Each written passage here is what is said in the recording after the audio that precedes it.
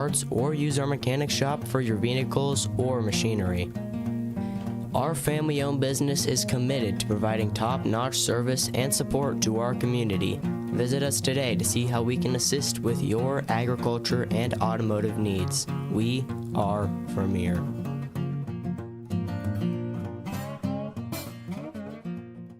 I'm growing up on a farm. I care for all creatures, and someday, maybe the two-legged kind. I'm a gymnast. I want to know what makes the human body work. Maybe radiology is for me. My mom and dad are physicians. I might just be a surgeon. I've grown up on a farm. I can sell an eye and make it heal. What's your superpower? I can save a life because West River showed us all how to do CPR and how to use an AED. We are the future. We are the future. We are the future.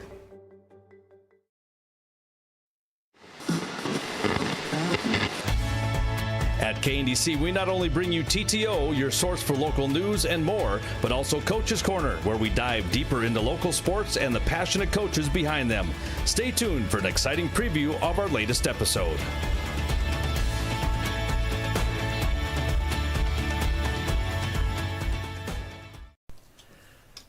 All right, time for your TTO program this morning. It's 8:41. Welcome in folks from the school. And we're going to talk with Darren Siemens, Dave Erickson, and Lauren Luco in this morning. Good morning to all three of you. Good morning. Morning, Noli. Morning. All right. Well, Darren. Passing the hot mic around. Yeah, there you go. Darren could start things off. Welcome in. I know it's been a while. We pass each other every once in a while and say, hey, we got to get back on TTO. And yesterday morning, you were enjoying the weather outside and didn't punch in the work yet, so had a little conversation with you, and you said, hey, let's do some TTO. And yeah, we need to get back into doing this. You know, sometimes it's just too easy to do our podcast at home and think, hey, we've reached out to everybody, and so we just need to do a better job of getting down here and having a conversation on a monthly basis to get the word out and communicate with the community a little bit better. So yeah, here we are, right? We're rocking and rolling into the school year. We're already looking at parent-teacher conferences coming up next week on Thursday. It's hard to believe that that we're already this far into the school year. It's not quite the end of the first 9 weeks. Traditionally, way back in the past, we'd usually wait until the 9 weeks to have parent-teacher conferences, and we've changed that probably 7-8 years ago to be closer around that 5th, 6th week time frame, because if there are concerns and there are problems, we want to try to get them fixed before the end of the first 9 weeks. So again, that's why it takes place this time of the year. But with that being said, with today's ability to communicate with Power School, I know we have a lot of teachers and especially parents that have great access to that, to where you're able to check your kids' scores on a daily basis. I know, Dixie, you do that quite often. So I hope the communication between parents and the teachers are taking place sooner than parent-teacher conference night. Right. And that's also part of the reason why we've changed up our parent-teacher conferences. You know, for decades, the tradition was come up, wait in line, and hopefully you get a chance to see your teacher. Yeah. The elementary has always done a pretty good job of scheduling times for the parents to come in, but definitely on the high school side, it seemed like it was just, you had certain subjects to where there was a mass of people waiting in the hallway, and then a lot of times it could turn into 30, 40, 50-minute waits. So that's why we've moved to our bookings online. So again, we want parents to sign up for parent-teacher conferences via the teacher's webpage at our hettinger.k12.nd.us webpage. And they should have a bookings link where you can do that. Yeah, there's pretty good time between, but also be known that the parent or teacher or the one before you could be a little bit, correct, like a few minutes longer, because you don't know. Yeah. Some just walk in and say, hey, how's my kid doing? Doing good. All right, see you later. Correct. And you're done in 2 minutes. Some have a little bit longer, and everybody's been through that. So yeah. So just be mindful of that. You know, we keep it to that 10-minute time frame, especially on the 7th through 12th side of things. And the idea is that this isn't the only time you get an opportunity to talk to your student's teacher. You can schedule a meeting anytime, any time of the year. We try to keep it to a teacher's prep hour. And you know, if you were to call today and say, I need to see Mr. Kohler, you're not going to necessarily get him today because he already has things planned for his prep and things like that. But over the next 2 to 3 days, we'll definitely try to get a meeting set up so you can talk to that teacher. So again, during the night of parent-teacher conferences, just be mindful of that 10-minute window, especially on the 7 through 12 side of things. We don't want to necessarily be going 15, 20 minutes, especially if we're one of those situations where we're just talking about the weather and the frost and what it's done to the corn. And not to pick on Scott Baszler, but when I was teaching in Hardin County, it's like, hey, we got other teachers, buddy. I need or other parents there, Scotty. I love talking with you, but it's been 25 minutes. We need to get on to the next parent. But so hopefully this time frame keeps those things moving a little bit. I know Mr. Erickson has, and I'll let him talk a little bit about the elementary side. Yeah, one of the things that we look at getting back to conferences, and you hit it on the head, Nolan, is, it's good for the parents to come in and say, hey, this is the classroom. We did have a book drop-off and supply drop-off at the beginning of the year. We did have our teachers have other things they were doing at that time. But it's good to see where, some of the exemplars that the teachers use in the classroom. They can show them, some of the different supplements, whatever it is, textbooks that they're using as well. Also along the lines, every year, a fundraiser for our library is the book fair. We do have a new library specialist / cybersecurity / computer gal in Miss Stephanie Harris. Okay. I don't know if anybody has really got a chance to meet her yet, but that would be a great time also during conferences to stop down to the library. We do not schedule conferences at that time because she is really busy with the book fair. We do get quite a bit of funding back for our library. We do take some of that money and buy some different books, use it for, redoing some of the books. The HPS Upload is a weekly broadcast of school news put on by the 7 through 12 video production class that provides coverage of recent events, sports, weather, and news stories. Now, let's take a look at the story from this week.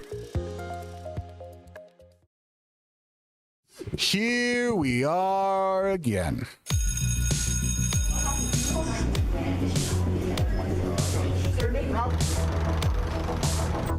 Year started again. Feels like we were just here a minute ago, but yet so much has changed.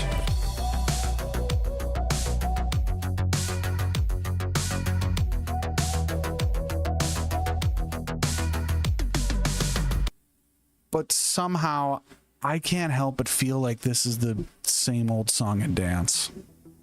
Same schedule, same people, same conversations, same struggles, issues that we keep dealing with over and over again. It's like a merry-go-round, round and round we go. It's the same ride and no progress. But then I thought, maybe it's not the ride, it's where I'm looking. So you see, when you look straight ahead while you're on a merry-go-round, everything's chaotic, really blurry. It's really hard to tell what's from what. But when you look up, it's different. You can see a lot more. So maybe it's not so much of a merry-go-round, and it's more of a spiral staircase. Yeah, we're seeing some of the same things. We're going in circles, but maybe if you can climb up, aim upwards, maybe this same year can lift you up. And that is the reason for today's video. So what I wanted to do was just offer a simple challenge in the form of a simple question. What are you going to aim at this year? Is it going to be relationships? Is it your grades? Are you going to work on your health? Is it respect? I don't know. Whatever it is, aim at it. Aim up. Aim higher. Don't look at the chaos. Look at where you want to go. This year doesn't have to be the same ride as last year. It can be something completely different, something better for you and for those around you. But let me tell you, you gotta aim first. So I'm gonna ask you, What are you going to aim at this year?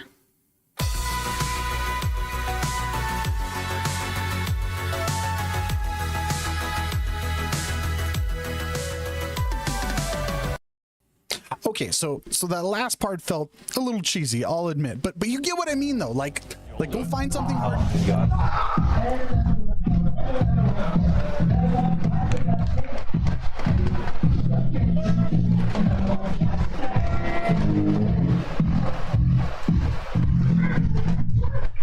It's like Dirk. All right, good afternoon, everybody, and welcome to the Erling-Dahl Sports Complex here on KNDC Hettinger, 1490 AM, 106.7 FM. Cade Warbus, along with myself, Nolan Dix, bringing you an afternoon matinee in nine-man football. Good afternoon, Cade. How we doing? This is throwing me off big time with the time. Well, you know, you're kind of excited for afternoon football, but I love nighttime football, and as we look at their jerseys, I'm thinking those numbers would show up a lot better at night. Oh, 100%. Under the lights, those would be a lot easier to read. So we do apologize throughout the evening. Napoleon in white jerseys along with yellow lettering, and very tough to read with the sun on them, so hopefully once the sun kind of goes down, but we're going to be done playing football around 6:30, usually our regular kickoff time. I know. It helps me out. I'm going to visit your son tonight, so. Oh, you are? Oh, well, that should be fun, yeah. Play with his two dogs, right? Yep. All right, so coming up, welcome to the Dakota Bank pregame show, and we were just kind of talking off air a little bit. It's like, we hope a lot of points are scored, and NIghthawks give up chunks of big yardage on their. They don't give up the 5 and the 10 yarders. It's the 50 and the 60 yarders. NIghthawks do the nice sustained drives and get those 15 and under touchdowns.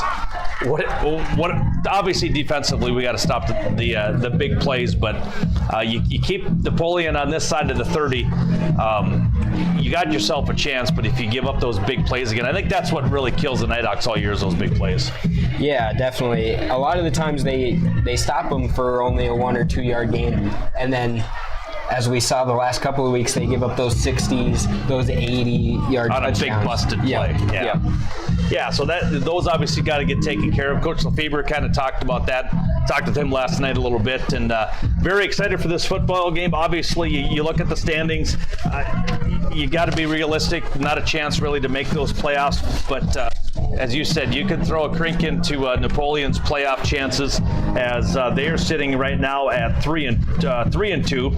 New Salem's at 3 and 2 right now, so that's a big one. They just got done getting beat up last week, so Napoleon has to keep winning to stay in that top 4, because right now Grant County, Flasher, Kidder County pretty much locked in, sitting at 4 and 1, both of those guys. But Napoleon, New Salem, don't forget about Hettinger County at 2 and 2. They had a bye week, so don't be surprised if Hettinger County keeps winning and jumps into that 4 spot. Absolutely. The season's not close to over. Still 4 games left, counting this week's, and a lot can happen in this region. Exciting 11-man Class A Region 4. Southwest North Dakota is getting well represented of Killdeer coming out of nowhere. They've been slowly getting better as the years go on. They're sitting as the number 1 seed right now in Region 4 and getting votes all the way up to the number 2 spot in the state of North Dakota. And they also get a first place vote out of it, just behind Langdon, area Munich. So very exciting Division A and 9-man football playoffs coming down the pipe. As the 9-man, you look at the top 5 here, all undefeated. That's New Rockford, Cheyenne, Maddock, Lemoore, Litchfield, Marion, Linton, HMB, Alexander, and Divide County. I did talk with Wally Beckman, came down. I seen him, and he said Alexander's the real deal. Them and Divide County are 2 powerhouses up in the northern part of the state. So nice to see some western part of the state kind of starting to dominate a little football a little bit. So yeah, absolutely. It's always been 9-man and 11-man. It's been at East River. Yep. You know, with the Langdons and the Lemoores in 9-man. It's always tough to get yourself up there, but Good to see. Yeah. Especially for a school like Alexander. Oh, yeah, exactly. In Divide County, we played them. I don't know if you were even crawling yet, were you? But we have been about 10 years ago. So you were crawling by then. Yes, we went up to Divide County, and first thing it said on our cell phone is you're in Canada Air. It's like, oh yeah. So, all right, we're going to pause for a break here on our Dakota Bank pregame show. We'll take a break, be back with more on our pregame show in just a bit.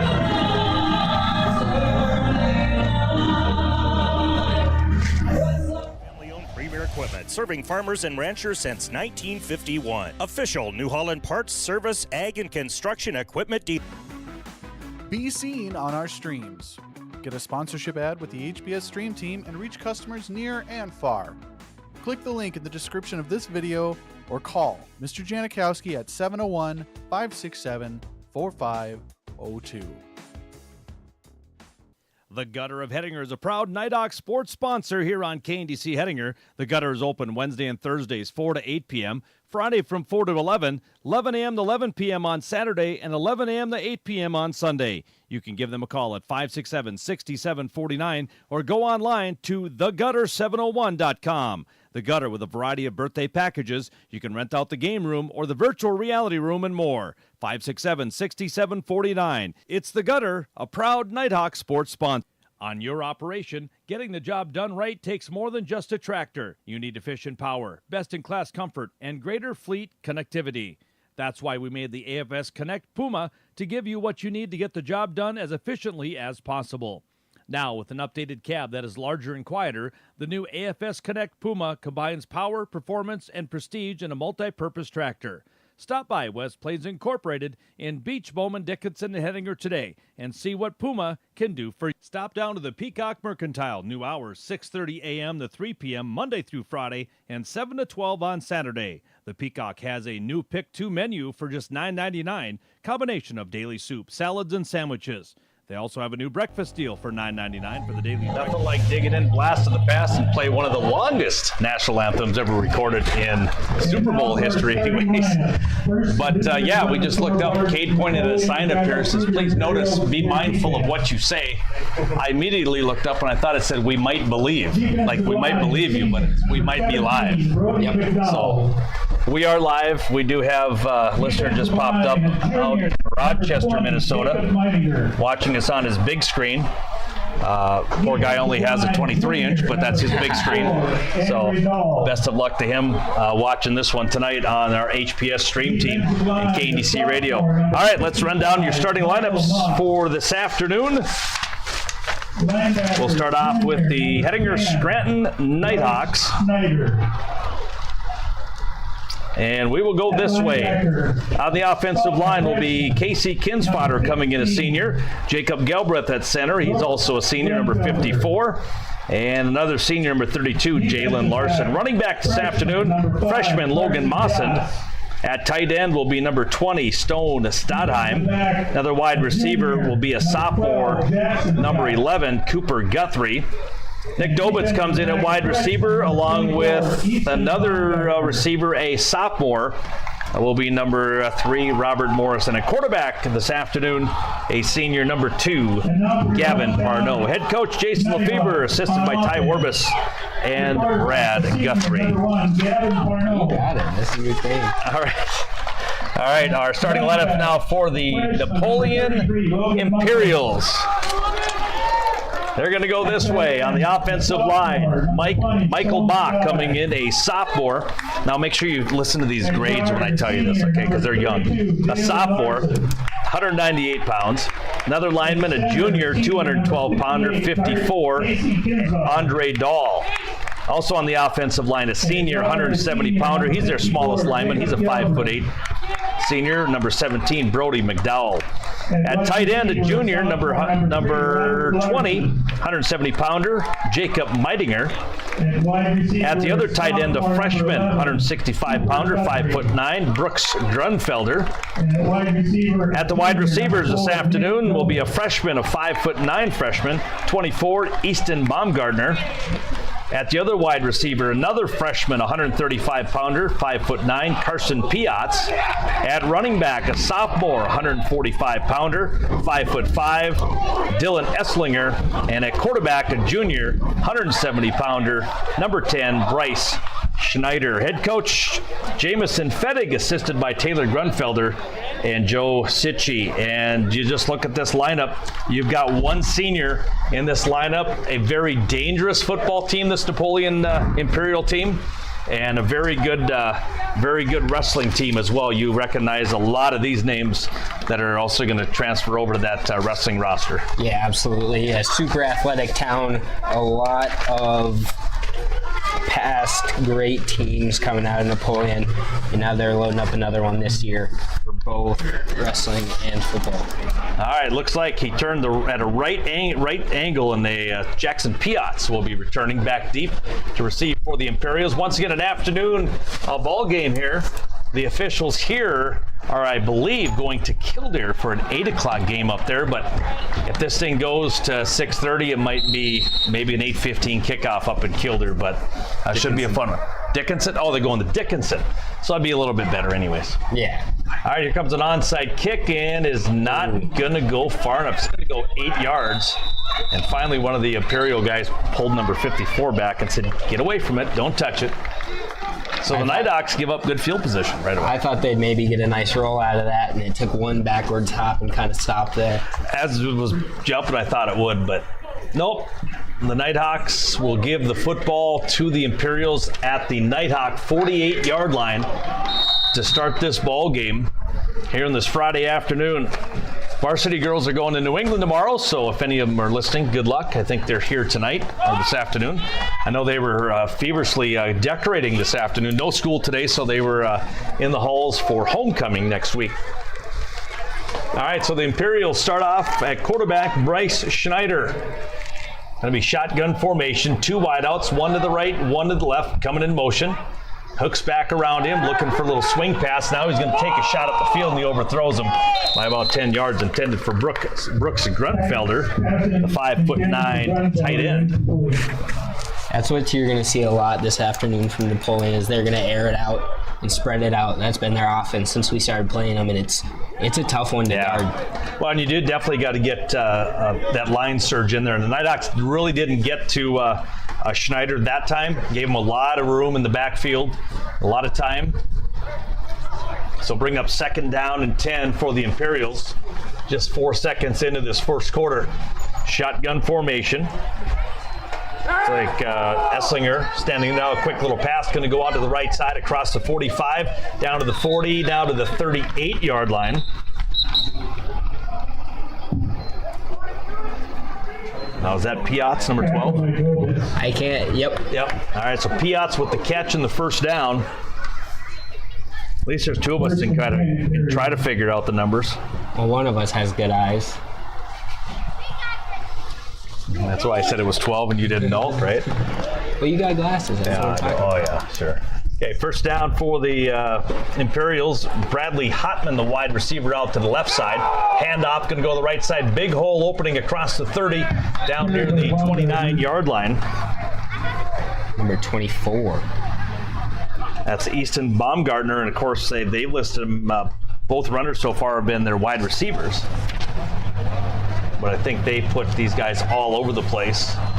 It's a gain of about 8 down to the 30-yard line. First down and 10 for Napoleon. 1 minute gone by here on the DFC Lumber scoreboard. Shotgun formation. Baumgartner looks like he's the tailback there. Nope, he's going to keep it himself. It's Schneider, and he should have enough for a first down. Going to be very close to a first down run for Bryce Schneider. Looks like they're going to give it to him. Gain of 3 on the play. Be the second first down of the afternoon for Napoleon.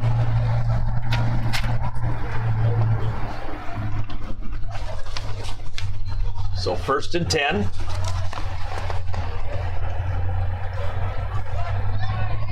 Shotgun once again for Schneider. 2 wideouts, back to pass. Going to be a quick hitter to the right side. Little high pass, had to come back for it. Across 25, down to the 20-yard line. Nice little move by the wide receiver. And that is Jackson Piot's. Another first down just across the 20 down to the 18-yard line. So Napoleon just kind of picking away here. 3 quick first downs.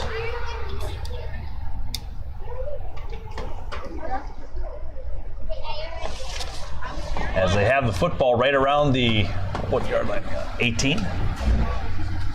Maybe the 17-yard line, give or take. You have a big pull right there. That's always play half the game here, seems like. Oh, nice little double move. He's got a man up the sideline, going to be caught.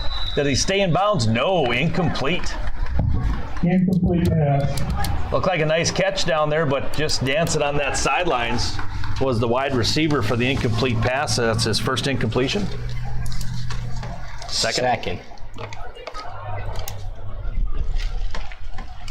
That's been a long game. Felt like just one. Wide out coming to this left side is Bradley Hopman, the 5'8" freshman. So very young wide receiver core. Schneider going to keep it himself. He's going to be taken down from behind by Parnell. Nice job by Gavin. Got through the line and tackled him from behind for maybe a gain of 1. Rosewood with the tackle. Brings up a 3rd down and 9 with 9:24 to go here in this first quarter of action here in Hettinger, this afternoon ball game. Want to welcome everybody on this Friday. Moving the wide receivers around. Now they're going to go trips to the right, 1 to the left. Shotgun formation for Schneider. Going to keep it himself, and with that spread out formation, he must have saw something. He took it himself down across the 10 inside to maybe the 5-yard line. Going to be shy of a first down. Looks like the official's saying it's 4th down. So we'll see where the ball marker guy goes to. It's like what, you think? Yard or 2? Yeah, 4th and 1, and Oh, big play here. Big play for the Nighthawk defense. 8:23 to go. Nice sustained drive here for Napoleon. Nighthawks could shut him down at the door. Schneider going to option it right. Room the run to the outside. Oh, he slipped. I don't think he got it. He got spun around, and I don't think he got that first down. We got blurry camera. Did we know that? Okay. Oh, there we go. Fixed it, yes. Did they give it to him? Yes, they did. It looks like they did. All right, just got it past the first down yard marker. So 1st down and 10. Oh, this camera's the problem. Sitting at the 7-yard line. Bryce Schneider back to pass. Looking to keep it himself. Going to roll it. He's going to get sacked in the backfield. Yeah, taken down by, looks like Kilzer. Yeah, Kilzer with the nice tackle. Taking him down before he gets to the line of scrimmage. Maybe got 1. Looks like they're going backwards with it. So maybe a loss on the play back to about the, such a tough angle there. Maybe the 8-yard line. So 2nd down and goal from the 8. 2 wide outs to the left, 2 to the right. Schneider going to try to keep it himself again. He'll be taken down, thrown ahead by Stadheim, but short of the end zone, down to the 2-yard line. So it looks like about a gain of 6 on the play.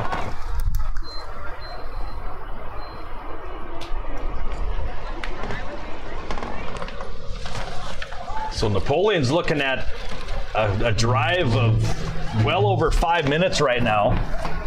3rd down and goal. Looks like they're just on the 1-yard line, inside the 1.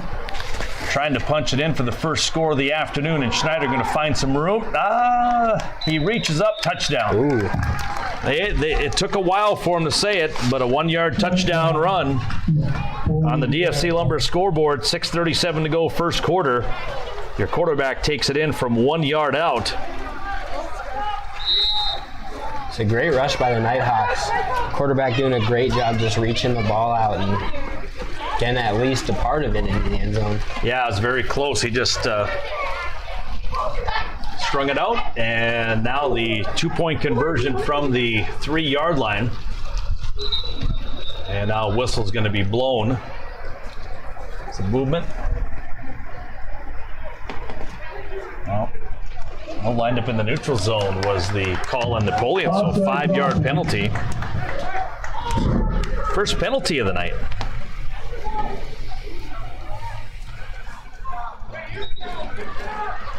Of course, these refs know they got to get to Dickinson, so. Right? They're going to pocket it and let him play. Yeah, there you go. So the 2-point conversion now coming from the. Nope, they did call it on the Nighthawks. So they're going to go to the 1.5-yard line, half the distance to the goal. And with the 2-point conversion coming up.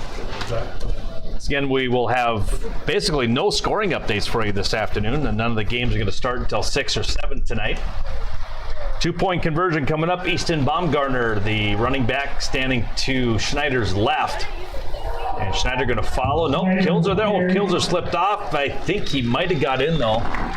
No, looks like Kinspotter's going to catch him and roll him back. So the run fails, and on the DFC Lumber scoreboard, Napoleon leads it 6-0 over the Nighthawks. We're back with the kickoff in 30.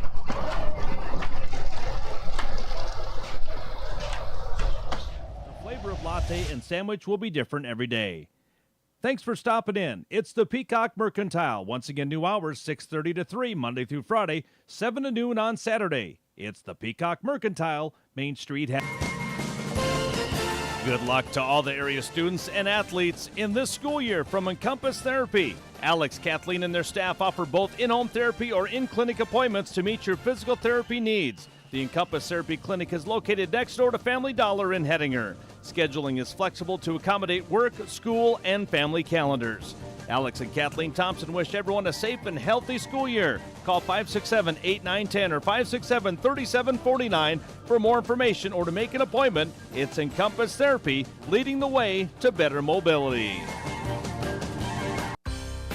These days, credit cards come in lots of colors. Stars, stripes, platinum, plaid, but after that, they're all pretty much the same. Not ours. At that, before the kickoff here, Indy scoreboard. The games tonight, Linton is hosting New Salem tonight, the big one for New Salem Almont to try to rebound. Beach will take on Kidder County, a big game for Kidder County to keep their winning ways going. Grand County Flasher and Hettinger County, that one's going to be a big one tonight. That one starts at 6 at Flasher. Then Richard and Taylor is on the road to Standing Rock this evening. So yeah, that Grand County one's going to be a big one for Hettinger County. See if they can go in and maybe knock them off. And Stone Stadheim trying to do a return. Probably will get talked to by Coach Lefebvre on that one. That one's a dangerous one. You're the up guy. You just fall on it. And he picked it up and while he bent over and he tried to return it and got pushed back about 8-9 yards. So don't want to risk that fumble, and I know Stone's got good hands, though. So I mean, he's a tight end; he catches balls, so you always want that. Maybe break one. Yeah, we're trying to make the do big something. plays. Yeah, so he probably won't be talked to. All right, Nighthawks come out here. 4 wideouts, actually 3 wideouts. 2 to the right, 1 to the left. Mawson standing right next to Parnot. Parnot going to air it out into the wind. Has a man. Morris at the 30. Take it up to the 25, down to the 15-yard line, 18-yard line.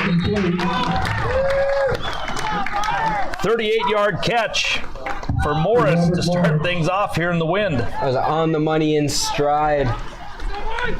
And I think if Morris wouldn't have he tripped up himself after he caught it. That could have been 6 if he would have just caught it and kept on rolling. But what a start to the ball game.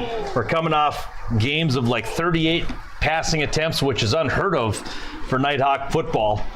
And just kind of got out of the norm, and it's working. I mean, you're getting points on the board, you're putting up yards, and you started off right away to kind of loosen up the defense a little bit. Parnot with a little keeper, he gets hit right after a gain of about 3. They marked it at about the 16-yard line, gain of about 3 on the play for Parnot. Last week, Nighthawks had a very tough time to get that running game going. And that's why they kind of stuck with the pass, and I think as Coach Lefebvre saw it on tape going, we're a pretty good passing football team. We got some guys that can catch. And a quarterback that can throw it.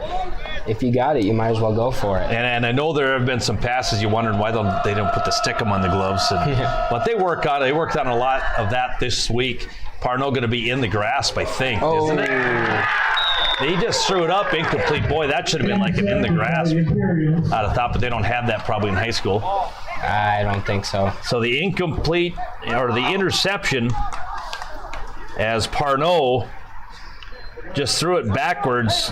He was facing the other way and threw it back and right to the hands of the Imperials. It looked like he was trying to get it out of bounds in an area where someone was and just couldn't get a oomph on it.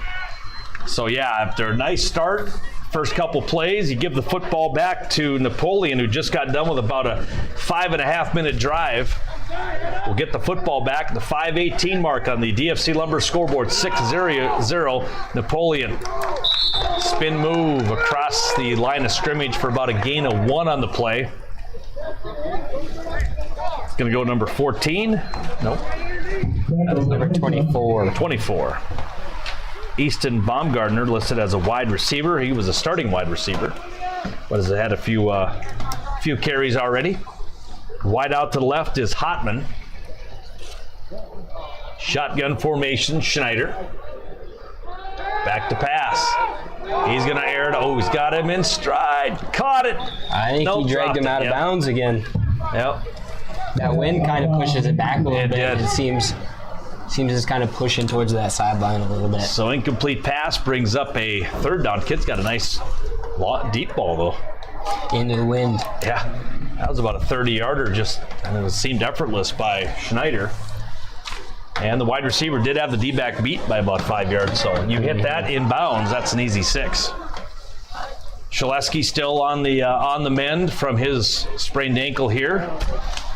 Didn't look pretty, but it was just a high ankle sprain, and Schneider going to break free across first down yardage to the 25 up to the 30, wrestled down at the 31-yard line.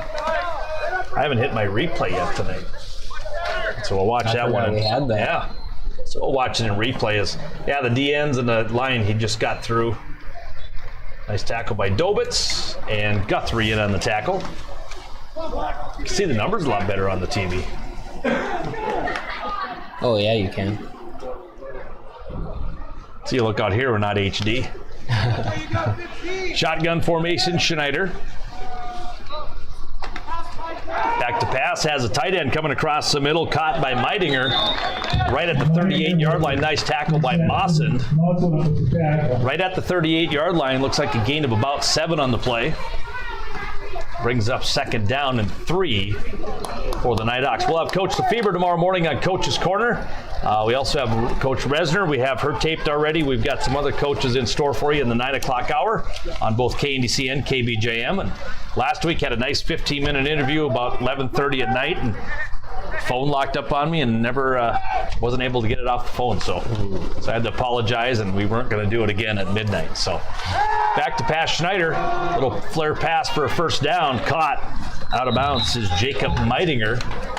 Another pass to the tight end, gain of 4. First down, Imperials. Or do we have a flag? Let's see here.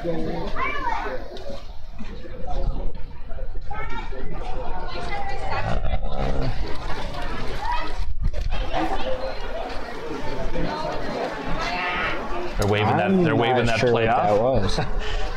They just looked over at our sidelines and waved it off and said it's third down. I was going to say incomplete. Must have been bobbling it. So third down and 3. Schneider again. Oh, he's going to take it down by Kilzer. What a play by the offensive line. If you look right away, it looks like Cyrus Roseland got a little hand on his foot, tripped him up a little bit, and then Kilzer came in for the cleanup. Yeah, Roseland on that left defensive end there. And he does, yep. Good eyes. Great play by the defense. Fourth down and 3. Boy, I tell you, to me it would be punt. But fourth and 3. Yeah, you don't want to give the NIghthawks football there, but most of the time, oh, you're still offsides. Isn't he offsides? Not to that official. Schneider going to keep it himself. First down run across the 40, up to the 50, taken down finally at the 45-yard line. So a nice play there. Would you call that 19? 19-yard pickup. Yeah, we'll call it that. All right, 19-yard run. First down and 10, the 5th first down of the night for Napoleon. They're racking up the first downs here. It's in the pregame we were talking about the big plays, and it's the little plays eating us up now. It is, and here's me sitting going, well, they should punt it, but obviously they're in their 5th, 6th game. They know they can make that. They've got play calls. This Napoleon offense has been tough to stop so far for the Nighthawks. First down and 10, shotgun again. Schneider going to keep it himself. He must be seeing something. There's a football coming out, a football helmet. That's Kinsfatter's lost his helmet, got the tackle, has to come out of the ball game for a play. So Schneider must have that green light because he took off right away. And it looks like a gain of about 8 on the play. Brings up a 2nd down and 2. Down at the Nighthawk 36-yard line. So Nighthawks having a tough time stopping this quarterback draw. As Stadheim and Roseland switch sides on the defensive end. Back to Pasco. Nope, going to keep it himself again. He'll be taken down. Nice play by Roseland, wrapping him up in the backfield. And he does get back to the original line of scrimmage, it looks like. That'll bring up a 3rd down and 1. So now I think you got to have a couple of guys spying on him because that's been their bread and butter is those quarterback draws on these short gains. 6-0 on the DFC Lumber scoreboard, minute 13 to go here in the first quarter. 3rd down and 1. Shotgun. Schneider again keeps it himself. He'll go right behind the line and should have enough for a first down and does across the 30. They'll mark him at the 30 for a 6-yard gain for the quarterback, Schneider.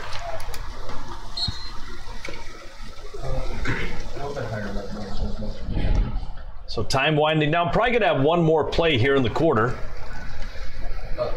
Before we head into second quarter action, a very quick moving first quarter. We're at about 20 minutes here. Oh, wow. And Napoleon might have to hurry up here. Shotgun formation. Running back is Baumgartner right next to him. Back to pass. Looking across the middle, throwing it up. Kind of wind, got it, touchdown. Oh, we got a flag in the backfield. Okay, so a 28-yard touchdown could be wiped off here. It was one of those plays, it looked like he overthrew him, but the wind just hung it up there. That's going to go against Napoleon, I think. Or Hettinger, right? Yep, touchdown. So you see the touchdown? Yeah. Okay. And who was it? Hotman? Oh, who caught it? Yeah. Number 12. Okay, Jackson Piotz. This coming at the 22nd mark. So Piotz, how many yards was that? 30. 30-yard touchdown catch from Schneider. Schneider recording his second touchdown. 2-point conversion coming up here, 12-0. Shotgun, rolling right, running up, and doesn't get there. The run failed again, so the Nighthawks stop them on the 2-point conversion on the DFC Lumber scoreboard. 12-0, Napoleon, Gackle Streeter leading it. We're back in a minute. Now, is it Napoleon, Gackle Streeter, or is it just... That's a design feature that's easy to appreciate. That's smart shopping. That's member serving member. Dakota Plains Federal Credit Union. Everything we do for you. Federally insured by NCUA.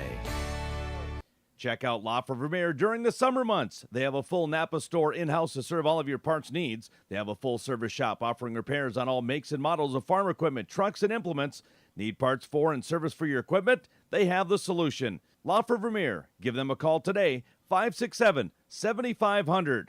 Stop out today. It's at La for Vermeer, located at 201 Highway 12 East in Hettinger. If you need an oil change, tire repair, spark plugs, brakes, or air filter, anything that can be screwed or glued to that car or truck of yours, come see Kenny.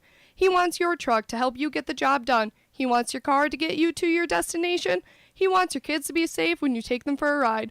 The name's Backyard Mechanics. They fix cars for the American working man because that's what they are and that's who they care about. Call 701. Putting somebody into the Hall of Fame at halftime. And old coach Sean Frank going into the Hall of Fame. Kickoff going to go. Parnell's going to catch it at the 38. Take it down at the 38. He went east and west. That's not going to get you much. He gets taken down. So the Nighthawks will have their second possession here. And Parnell probably learning from the last mistake as they were driving, had a nice big play down inside the 20. And then threw that interception for the only turnover of the day so far. And with 16 seconds to go first quarter, Nighthawks have the football right around the 39-yard line of the Nighthawks. Shotgun Parnell back to pass. Looking up. Oh, ball's hit. And did he catch it? They're going to call it a catch. Intercepted. So his arm was grabbed right as he was throwing it here on the HPS stream team here. Like number 20, Jacob Hettinger. Yeah, with the replay you can't really, but I'm pretty sure he caught that thing. So the second interception in the quarter will give the football back to Napoleon, already leading it here 12-0. So the Imperials take over with 10 seconds to go. Right around the 44-yard line, 1st and 10. Schneider back to pass, looking, airing it out again, has a man again down to the 10, dropped. That would have been down at about the 5-yard line. That Schneider kid, man, he's throwing darts out there right now. A junior, and you're throwing to freshman.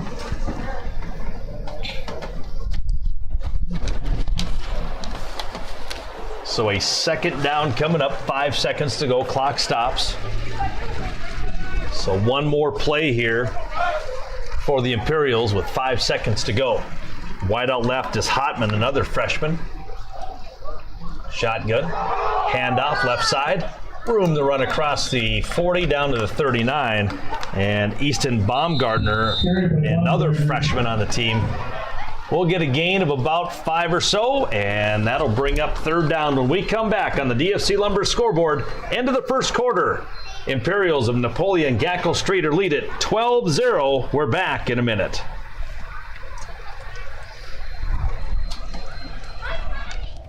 As West River doctors, we are dedicated to serving you and your family. We stand by your side in any circumstance, offering daily support at the heart of our commitment to care. Over the course of more than 3 decades, the West River Eye Center has been there for you, starting with your child's first eye examination and their very first day of school, and extending well beyond. To us, you are family. Haley J. Evans, LLC, located in 611 North Main Street in Scranton. You can give Haley Evans a call today, 701-275-2856. For all of your tax and accounting needs, get a hold of Haley J. Evans today. You can email at haleyevans@ndsupernet.com. It's Haley J. Evans, now located in Scranton at 611 North Main Street. Call 275-2856, a proud Nighthawks sports sponsor. Friday afternoon football here on KNDC Hettinger.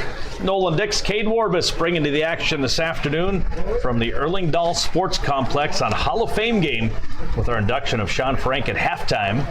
Haven't seen him around. Just haven't seen him in a while. I don't think he's changed though. I don't even know what he looks like. Third down 5. Pitch gonna go right side and he gets taken out of bounds. Nice play by Dobitz.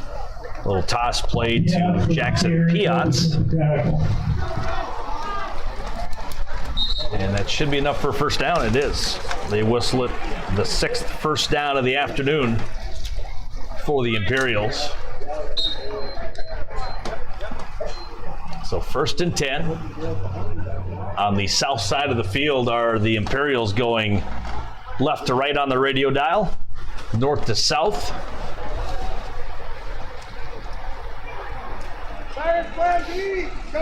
Shotgun formation, Schneider.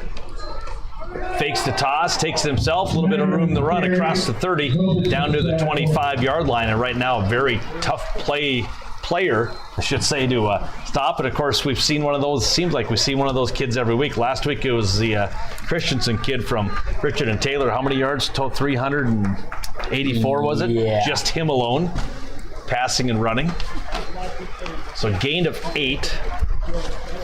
I give you Christensen probably quite the athlete from Richard and Taylor. Not saying nothing. Schneider here, a nice athlete here, has a good arm. We've seen more of a better arm from Schneider here, I think. Handoff going to go right side to the freshman. Baumgartner enough for a first down.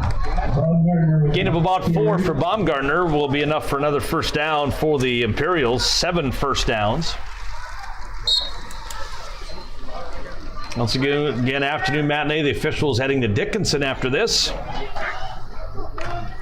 There's some good games going on tonight. Not only in 9-man, we'll touch on the 11-man as well. Some big games always going on down in this southwest part of the state. Shiloh really struggling. I think they haven't won a game yet. Handoff, Baumgartner, big hit by Mawson right at the line of scrimmage. He does give him about a half a yard on the play.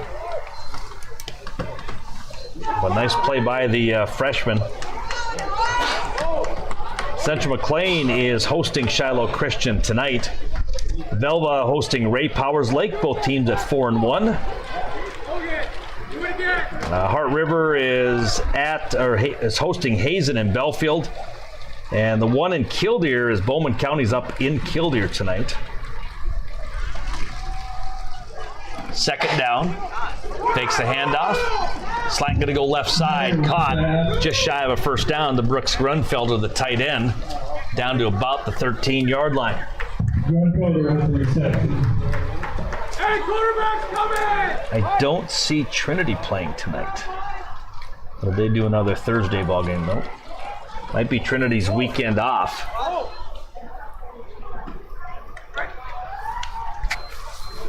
Dickinson is at the BAC tonight against Watford City, which I think that's the game that these officials will be officiating. 9.5 to go in this second quarter. 3rd down and 3. Shotgun Schneider fakes the handoff, looks up the field, has a man wide open, back pedals in, touchdown. Is that 24 again? It looks like number 1. Oh, number 1, yep. Bradley Hotman. Bradley Hotman, I forgot to hit the replay on that. See if I catch the tail end. There it is. And I think Guthrie was looking at another tight end coming across because he left the wide receiver wide open. So this coming at the 9:24 mark as Hotman picks up his first touchdown. How many yards is that? 13. Back to pass, 2-point conversion there. Caught, nice catch. Nice catch by number 12, that's Piotz. And on the DFC Lumber scoreboard, Napoleon Gankle Streeter 20, Nighthawks 0. We're back with the kickoff in a bit. Congratulate and wish best of luck to all the athletes and coaches. The Laundry Chute is a 24/7 laundromat in Hettinger at 103 3rd Street South. They also have full service available by calling 701-928-0300. It's the Laundry Chute in Hettinger saying good luck Nighthawks this sports season. More than ever, your business or farm needs a local banker, a local insurance agent, a local team of advisors. Dakota Bank meets that challenge head on. Whether you need financing to operate and grow, insurance to reduce your risks, cash management and Visa card services, or trust and wealth management expertise, Dakota Bank is here for you. Call, click, or come in. Learn more at dakotabank.com or search online for business banking. Dakota Bank, member FDIC. Insurance and trust are not FDIC. A shoulder to lean on, friends wise and warm, strong hands to guide you, city or farm. All across North Dakota, Farmers Union insurance agents are friends you can lean on. Hey, keep going, Stevie. All right, welcome back here on KNDC Hettinger. A little squib kick they got to get on. Oh, man, Napoleon almost came up with the onside kick. We were I think we kind of fell asleep on that front line. It does go out of bounds at about the 45, so the Nighthawks should take over right there. And at the 9:24 mark, kind of a big series here for the Nighthawks. They need to put a score up.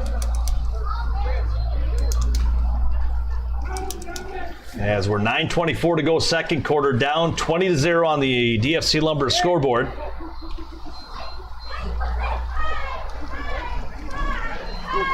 Nighthawks will be, where are we at next week? Homecoming. Homecoming here. I thought we were in. No, homecoming next week is against Standing Rock next week. Yep. And then the week after that, we're in. The Warbus connection is in Beach. Gonna lose some sleep that week, aren't you? Swing pass out to Roseland. Still on his feet, up to the 50-yard line. Nice little run by Roseland. Gain of about 6 on the play. Roseland looking to ball on both sides, making some big defensive plays, and he's not going down on offense either. No. Second down and about 5 coming up here for the Nighthawks. As I said, Nighthawks kind of have their work cut out for them here, trying to get back into this ball game. Down 20. Back to pass. Caught by Guthrie. And will he get to the first down marker? He's going to be shy of that first down by about a yard. I think it's going to be closer than we think. Oh, they did give it to him. Our angle is not very good. First down, Nighthawks. On the 4-yard reception. First down of the afternoon, or second, excuse me, for the Nighthawks. Once again, a must-score trip down here for the Nighthawks. They'll send 2 wideouts to the left here. Shotgun with Roseland in his hip pocket. Keeps it himself. And he'll be taken down after no gain. And I think Parnell took off a little early. Didn't even give Roseland a chance to get by him. He was so antsy to get up the field, and I think that's what kind of got him in a little bit of trouble with no blocking. Had a good read overall by the middle linebacker, Schneider, picking up on the QB run and getting himself in the backfield. Second down and 10. Looks like Morris and Dobitz on this left side. Looking back now, Parnell rolling out right, still looking for Morris. Got him at the 20, down to the 12-yard line. A 23-yard catch for Robert Morris. And the second big catch for Morris tonight, 38 and 23 yards. And the third first down of the afternoon for the Nighthawks. And a little bit of, I was looking at the HPS, thought it was a quick hurry-up offense there, but that's the end zone cam. They are in huddle. First down for the Nighthawks. First half action from Hettinger. Once again, homecoming next week. We'll go shotgun for Parnell. Roseland with him, and now a hard snap count going to draw the Imperials off sides. Second flag of the night. First on the Imperials. We'll bring up a first down and 5. The biggest adjustment on the Nighthawks offense I'm seeing this week is securing the ball first. We were talking about it last week, seeing a lot of green grass and getting a little antsy. This time, they're not really looking to get extra yards. They're securing the catch. First down, back to pass. Parnell fakes left. Now he goes right, and he just gets swarmed under by a host of linebackers after a gain of about a yard. Only the third carry tonight, all by Parnell. So we ran the ball 3 times. We passed 6 times. But yeah, Parnell is the only runner so far. You haven't seen Logan Mossend or Cyrus Rosen have not carried the football yet. So the Nighthawks will come up now with a second down and about 5. Right near the 6-yard line. Back to pass, Parnell. Looking left, ball tip. Oh, almost intercepted. And that was number 54, Andre Dahl. It's like he's the defensive end over here, I believe. Yep. As Parnell had Roseland and just put the mitts up and just could not hold on to it. He was hoping for some green grass to run. So the incomplete pass Brings up now 3rd down from the 6. Shotgun Parnot. Back to pass goes Parnot. He's looking. He's going to be swallowed up in the backfield. Quarterback sack by 55 and 20. That's Mock and Jacob Michael Mock. So each of them will get credit for a half a sack. And a loss on the play brings up 4th down. So loss of, looks like, about 6 on the quarterback sack. And a timeout on the field on the DFC Lumber scoreboard. 6:11 to go. First half action. Napoleon Gackle Streeter leads it 20-0. And at the conclusion of the ball game, we'll have our KNDC top performers and our great sponsors. We'll be handing those out. And we had some last time, and we gave out one on the air, and then we decided later on Logan Mawson was our second one up in Richardson. Had a really nice ball game defensively and offensively, so hoping to get one from the Nighthawks here tonight, but they got to step things up here. So right now, offensively, it's been a struggle. We've seen a couple big passes to Robert Morris, but other than that, defensively, Nighthawks going to have to start stepping things up here. They've given up 4 very solid drives, or 3 solid drives to the Imperials. So the Nighthawks have it, 4th down and 10. They can get to the 1-yard line for a first down, or get into the end zone, one of the two. Shotgun Parnot, going to be looking into the end zone. Goes right. I don't know how he snuck through there. Down inside the 5 to 3, into the end zone. Touchdown. Gavin Parnot. An 11-yard touchdown run. I'm not sure how he got through that line there. Nice blocking by the Nighthawks. Parnot will rumble in from 11 yards out for the touchdown. This coming at the 6:02 mark. And they definitely listened, as it was a must touchdown drive for the Nighthawks. Who now trail it now 20-6. And the all-important 2-point conversion coming up for Parnot and the Nighthawks. Shotgun, back to pass, looking into the end zone. Did he get it? Guthrie, yes. The 2-point conversion is good. On the DFC Lumber scoreboard, 20 for the Napoleon Imperials, 8 for the Nighthawks. We're back in a minute. Guthrie. And those you love.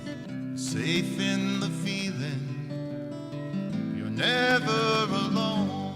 Call Kim Erickson at 701-567-4358, your local Farmers Union Insurance agent. Call Consolidated for a free upgrade to 1 gig for 3 months. Now, for a limited time, you can get a free bump in your internet speed to try for 3 months. Even if you currently have 100 meg, you can bump that speed all the way to 1 gig for no additional charge. It's a free upgrade that only comes once a year, so call now and get in on the free speed bump. Call Consolidated at 483-4000. Free upgrade is available to most residential customers. Call now for all the details. At Dakota Western Bank, we have a lot more than money invested in our communities. We know the best investments yield a high return. That's why they're investing time and money into this community. They're born here. We're part of this community as a neighbor, a friend, and as family. All right, welcome back. Halfway through the second quarter, and the Nighthawks put together a nice drive. Started by the big catch by Robert Morris. There's an onside kick. Going to get to the 40, and he will go down right away at the 41-yard line. So that's where the Imperials will take over after giving up the touchdown drive to the Nighthawks. Nighthawks have cut this lead down to 20-8. So a 2-score ball game right now for the Nighthawks. Once again, Friday afternoon, officials with the shortage of officials. They're going up to Dickinson after this with another game. So big payday for these officials. We'll give a nice thanks to all the refs out there, too. Yes, definitely. And if you want a ref, feel free to call Mr. Kohler or the high school activities. Schneider going to do a little keeper up the middle, but right there is Kilzer and Mawson. But still, a pretty decent gain out of it, of 3. Brings up 2nd down and 7. I don't think we had a 2-yarder, a couple 2-yarders, a couple ones, but other than that, everything's over 5 yards on these guys. Yep. Schneider with the football. Shotgun once again. Back to pass. Pump fake once. Throws it up. Has a man wide open. Oh, he dropped it. It was over his head. It was in the palms. And was wide open. Fake screen and a go. Yeah. Yeah, both D-backs bid on it. By 10 yards, he's wide open. Yeah. 3rd down and 8. And that is one of those tough catches. Yeah. He was lined up this way and it came back the other way, so it was kind of over top his shoulder, yeah. So kind of a tough play there, but yeah, that was easily a big touchdown brought back here, luckily. Brings up a 3rd down and 8. Schneider fakes going up. He has another wide open. Oh, another tough catch going to be dropped by Grunfelder. And these passers are coming right over top their helmet. So, I mean, they're just putting their hands up and they're hitting.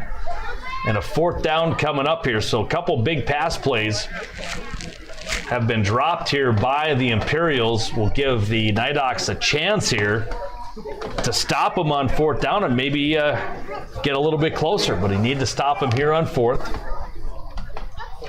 Don't be surprised if you see a quarterback keeper here, but I think as wide open as these D-backs or these wide receivers have been, they're giving them a little bit more cushion this time. They're going to try it again. Get the freshman in. Oh, right to the hands. I think Robert interfered with the ball there. Piot's had to go through his hands again, but that was more the lines of Morris with the confusion. A big defensive stop by the Nighthawks. And I think the Imperials just showed how quickly they can strike. Yeah. All those 3 were very catchable balls for touchdowns. Yeah. So the Nighthawks will take over. 1st down and 10. It's kind of like the offensive coordinators are just having fun. Yeah. Let's do that play again. Who wants a touchdown this one? That's what we want to see from both sides. Exactly. We want to get some points on the board here. Get the over, that's for sure. Shotgun Parnell, handoff Roseland, across the 40, up to the 38-yard line, gain of about 5. That's the first carry for Roseland here tonight. Mock with the tackle. Mock with the tackle, bring up a 2nd down and 5. And then once again, as we did tell you, we will have the Hall of Fame induction. Sean Frank getting voted into the Hall of Fame. Congratulate him. Haven't seen him around. I don't know if he's here yet, but congratulations to him. Shotgun again for Parnell at the 38-yard line. 2nd and 5. Movement by the Nighthawks as 7 of the 9 Imperials were pointing at somebody. This is going to be a close one. It looks like there's a jump on the D line over here on the left. That could have been a reaction. That was, yep. The Napoleon Imperial actually took off first. They're giving it to the Nighthawks, but of course they don't have the eyes that we have. Yeah. Well, we saw it live. We knew it was live. We just confirmed it with the replay. Yeah. For sure. So that 5-yard penalty, the 2nd penalty of the night.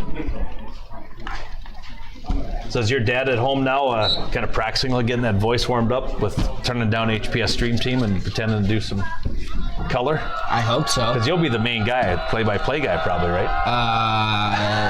He might have to do it. He knows a little bit more than I do. Parno at the pass. Oh, just overthrew Mawson by inches. 3rd down coming up. I think you know more than you think you do. So... Mr. Simmons said that I could have an announcement at the end of the game, but he over there. write it down. Yep, they're the PA over there. All right, 3rd down coming up. From the 43-yard line. Imperials leading it here, 20-8. Shotgun again for Parno. 4 down territory here. Back to pass, and he's got to run for his life. He's going to somehow get away, but the linebacker comes flying out of nowhere and makes a tackle right at the line of scrimmage. I don't think Parnell's used to this fast of a defense, because he got through that initial surge and thought he had some room to run, but all of a sudden either the D-back or the linebacker just come out of nowhere and will take him down for a no gain with a 4th down and 10 coming up. And we go shotgun once again. 2 wideouts to the left, 2 to the right, 4th down for the Nighthawks, spreading things out. Back to pass, looking, slant pattern, caught, dropped. Guthrie got kind of bounced around after he made the catch, and it kind of dropped it. And the turnover on downs will give the football back here. 3rd turnover tonight by the Nighthawks. 1 by downs, the other 2 by interception. We'll give the football back here on the DFC Lumber scoreboard. 20-8. Imperials lead it over the Nighthawks. And the HPS Stream team, I want to thank them. They have they got 2 camera people down here. You have the main engineer. That we call you an engineer, Matthew? No? Well, we're going to call you the engineer tonight. Sounds cooler. It does sound cooler. Shotgun formation. Schneider back to pass, looking, running for his life, spinning around. We could have a hold. We could have a face mask. There's another flag coming in. There's a flag, and then there's the sandbag that came in. There's going to be a hold on Napoleon. Then we have the face mask. I saw the face mask in there. Both will offset. We'll go back to 1st and 10. That's got to be one of those adrenaline rushes for an official. Throw the hold, and then all of a sudden there's another one. They got a face mask as well. So offsetting penalties. They'll replay the down. 1st down and 10.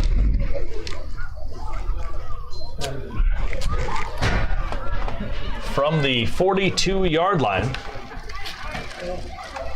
Fumbled snap. Schneider going to try to keep it himself, and he's going nowhere. There's a successful stop on the run there on the fumbled snap. But I think that was going to be a design keeper for him, and just got all balled up. Not going to give him much on that. Brings up 2nd down and 10. Again, at halftime, we'll have the Hall of Fame induction. We'll have our halftime stats. We will have no score since we are the only game at 4 o'clock this afternoon. But some good games going on tonight. Get a chance to either get on the app, try to get some other radio stations, see what games are on out there. NFHS has a bunch of them as well. Shotgun Schneider, back to pass, 4 wideouts, airing it out. Ooh, nice pass, right in stride. Wow. Pass Morris, touchdown. Wow. That would be a freshman. Jackson Piotz just put that thing on a rope from the 42. What a catch, too, with a hand in the face. Yeah, Morris was waving his hand, and I tell you what, if you're outrunning Robert Morris, you're fast. Yeah, absolutely. And this kid's a freshman, Jackson Piotz, is coming at the 227 mark. That's who it was, right? Yeah. How many yards? 38. Wait. No. No, more than that. 40. 50, 58? 58. It was, yeah. 26-8 our score. 2-point conversion coming. Schneider rolling left, looking, and a just shot put it into the end zone for the 2-point conversion to Grunfelder. On the DFC Lumber scoreboard, 28-8. Imperials with the lead. We're back in 30. Yeah, it was at the 42, wasn't it? Service and a staff that understands the needs of this community. Your money stays in this community, helping it grow and prosper. If you're looking for financial advice or the best rates on loans or deposits, look no further. With locations in Bowman, Scranton, Rame, Hettinger, and Regent, we're ready to help. Dakota Western Bank, member FDIC. Stop in this week to Kennedy's Fresh Foods of Hettinger. Convenience counts. Stop in. All shopping should be this easy. Their store hours Monday through Friday, 7 a.m. to 8 p.m., 7 a.m. to 7 p.m. on Saturday, 9 a.m. to 6 p.m. on Sunday. Great deals back in the meat department, deli department, also down the produce aisle and throughout the store. It's at Kennedy. Athletic.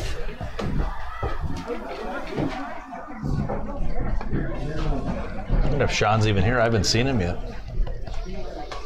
I'll point him out when I see him. I bet you don't. It's because He's used to head coach. He's a Steeler fan. Acted like Bill Cowher all the time. I mean, seriously. You'll see him and you can... You gonna go down there as a committee member at all? No, I'm not. I'll be on here. No.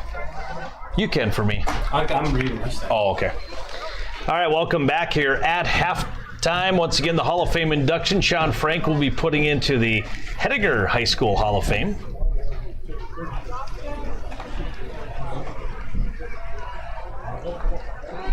What are we doing here? Is this 2-point conversion over again? Into the end zone, incomplete. I didn't think they did it to him. Didn't they? Did they call timeout? No, he shot put the 2-point conversion in. So there must have been a flag on that.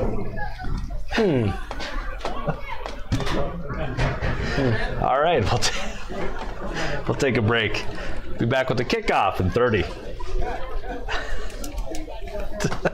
What just happened there? Nighthawks. Need help transporting your kids during the school year? Southwest Public Transit can help. They can take your child to school and pick them up after school. Southwest Transit also makes trips to Sturgis, Spearfish, Bismarck, Rapid City, Dickinson, Richardson, and any other destination you need to go. Call Southwest Public Transit today at 567-2476 or toll free 800-280-0204. Southwest Public Transit is here for all of your transportation needs for grocery trips or medical appointments. You can count on Southwest Public Transit 567-2476. Hey, Southwest North Dakota! We're members of the HPS Stream Team, a student-led live broadcasting program from Hettinger Public School. And we've got some exciting news. That's right. I think I'm going to make you do both teams.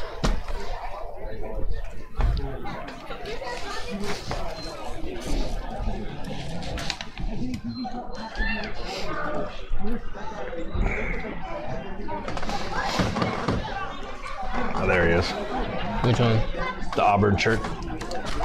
So Five Finger Death Punch has a song called A Little Bit Off. We're a little bit off today. Yeah. I think it's the time difference. Consolidated Channel 18 to bring you all the Hettinger varsity action. Catch previous broadcasts of football, volleyball, basketball, wrestling, and baseball every Sunday at 9 a.m. on Consolidated Channel 18. Together, we're strengthening our community by bringing the excitement right to your screen. Holy. Kickoff's going to go into the end zone. I don't think I've seen a touchback in a while. No. I mean, the wind is howling pretty good. He had the wind behind him. We'll get that. That's still just a great kick.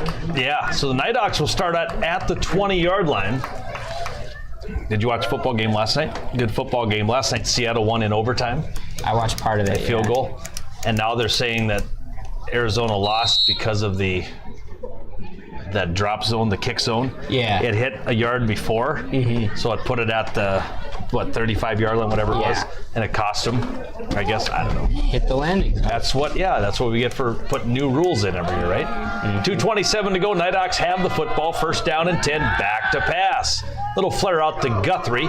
Jab step. Whoa, what a move. Across down to the 30, out of bounds at the 32-yard line. Gain of 12 yards for Guthrie. And on the HPS Stream Team, you will be able to see that juke, hopefully. Catches it here, takes a jab there, back there, and number 5 might have a sprained ankle on that one. First down and 10, that is the 4th first down of the afternoon. From the 32-yard line, Nighthawks with the football, 2:20 to go. First half, back to pass. Airs it out right side, dangerous pass going to be dropped by Mawson. And you're going to throw a pass like that out near Piotts that could be going the other way. It kind of lofted a little bit. So the incomplete pass brings up second down and 10. That's thrown into the wind. It's always tough with the wind holding it up a little bit. Yeah. So 2nd down and 10, 2 wideouts to the right. Mawson and looks like Fitch over there now on the right side. Roseland at tailback. Parnot barking out the signals, back to pass. Pump fake once, now rolls to the right. Now goes back left. Has some room, but he runs into his lineman. Now he stays on his feet to the 35-40. Up across to the 45. Taken down at the 48-yard line. No laundry out there. 13-yard run for Gavin Parnot. And probably total yardage, probably about 30. At least. He went right and then came back left. And then I think the whole game time is probably about 15 seconds that play took. Nice little run. 1st down, number 5. So 1st down and 10. From the 46, back to pass. Looking up over by Dobitz, but he's going to be swallowed up in the backfield. Taken down by the big guy, Andre Dahl, the junior, 212-pound lineman. Loss of 5 on the play. 2nd quarterback sack of the night. So 2nd down and about 15 coming up. Minute 39 to go. With 1:39 on the first half clock, 26-8 on the DFC Lumber scoreboard. Once again, halftime.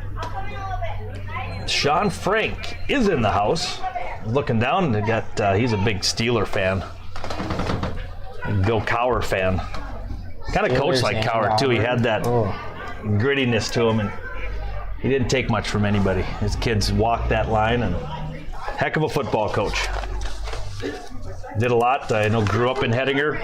I know Darren has the sheet they're going to read at halftime. We'll probably end up reading it at halftime too. And let everybody know his credentials for the Hettinger Hall of Fame. And if you want to nominate folks, all you have to do is get a hold of one of the, just call the school, get a hold of one of the committee members. You can talk to Darren Siemens or anybody, Randy Burrick, myself, John Kohler. They'll let you get a nomination form. There's a false start. Of nomination forms out there, and you must be out of school for 10 years to be able to be nominated. I was going to throw myself in there right now. It's only been about 4. Yeah, so you'll be broadcasting for Nighthawks for 6 years, 7, 8 years. Maybe like, he sounds so good on the radio, we might as well. 2nd down and 20 coming up. 2 wideouts to the left, 2 to the right. Going to spread things out again here at the 38-yard line. Shotgun, back to pass, Parnot. Parnot going to get taken down again in the backfield. Another loss of 5. And if Coach Frank was coaching, we'd be power eye the whole time. He had some running backs. He had some blocking backs. It was run for Coach Frank's offense, that's for sure. Put up a lot of miles. Danny Henderson, one of his running backs, I know.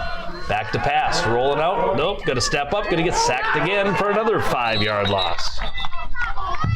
So the offensive line breaking down here. We're back to 4th down and country mile here. Back to the 32-yard line. Punting situation here for the Nighthawks. Got to punt this away. With a minute to go, you don't want to let the Imperials get another shot at it.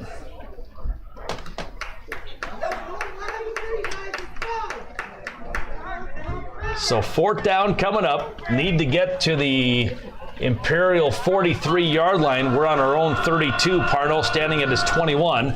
Snap is there, kicking into the wind. It's going to hit at the 35 and take a kind of a Nighthawk. Well, nope, back to Imperial bounce. And that's where the Imperials will take over here at the 36-yard line. 30 seconds remaining here in this first half clock. That's still a pretty solid punt for into the wind. It was, yeah. Yeah, that flag is pretty much, it's going southeast, so that was a pretty nice punt. Didn't get the bounce that he wanted. But the Imperials will take over here, and they still have the wind. And in Class B, you're not safe being up 26-8. So you know they're not just going to sit down and take 2 plays. As I say that, they take a knee. That should just end. Strange. Huh. All right. Well, that puts us into halftime. As the Hettinger Scranton Nighthawks right now trail it here on the DFC Lumber scoreboard 26-8. We'll take a break on KDC Hettinger. When we come back, we'll have your halftime stats. We'll do that in just a bit.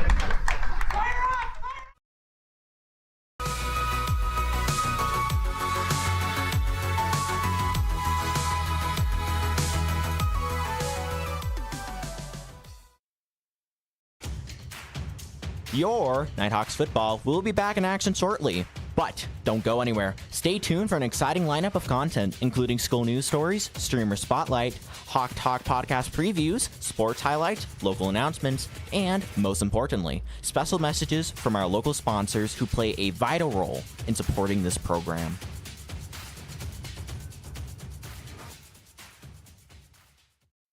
Discover a world of knowledge at the Adams County Library, with many different genres of books and movies, as well as activities for every time of the year. They are open Monday through Thursday and are located at 103 6th Street North in Hettinger, North Dakota. You can also call them at 701-567-2741.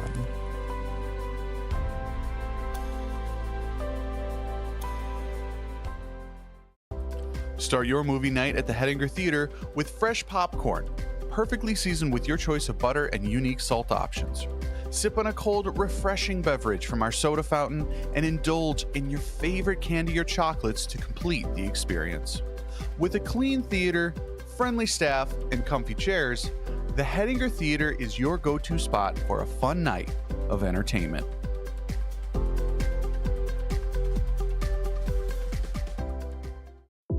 KB Jewelers has proudly served Hettinger since 1977. Explore our large selection of books from thrilling mysteries to inspiring Christian titles. We also offer an extensive jewelry collection, candles, and especially unique gifts. Whether shopping for someone special or treating yourself, you'll find something perfect here. Visit KB Jewelers, the place with the nice things, here on Main Street in Hettinger.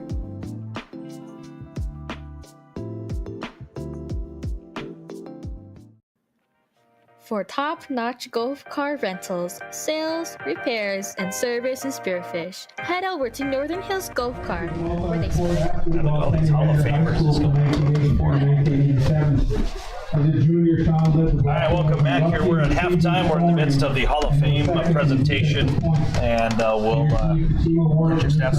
I'm good. All right, let's real quick, and we'll talk about the Napoleon offense for this first half.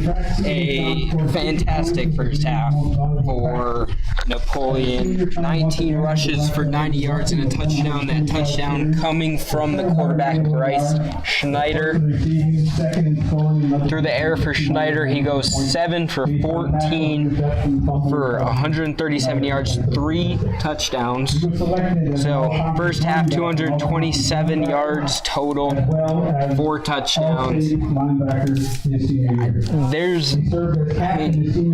That's a fantastic first half. That's a very good first half.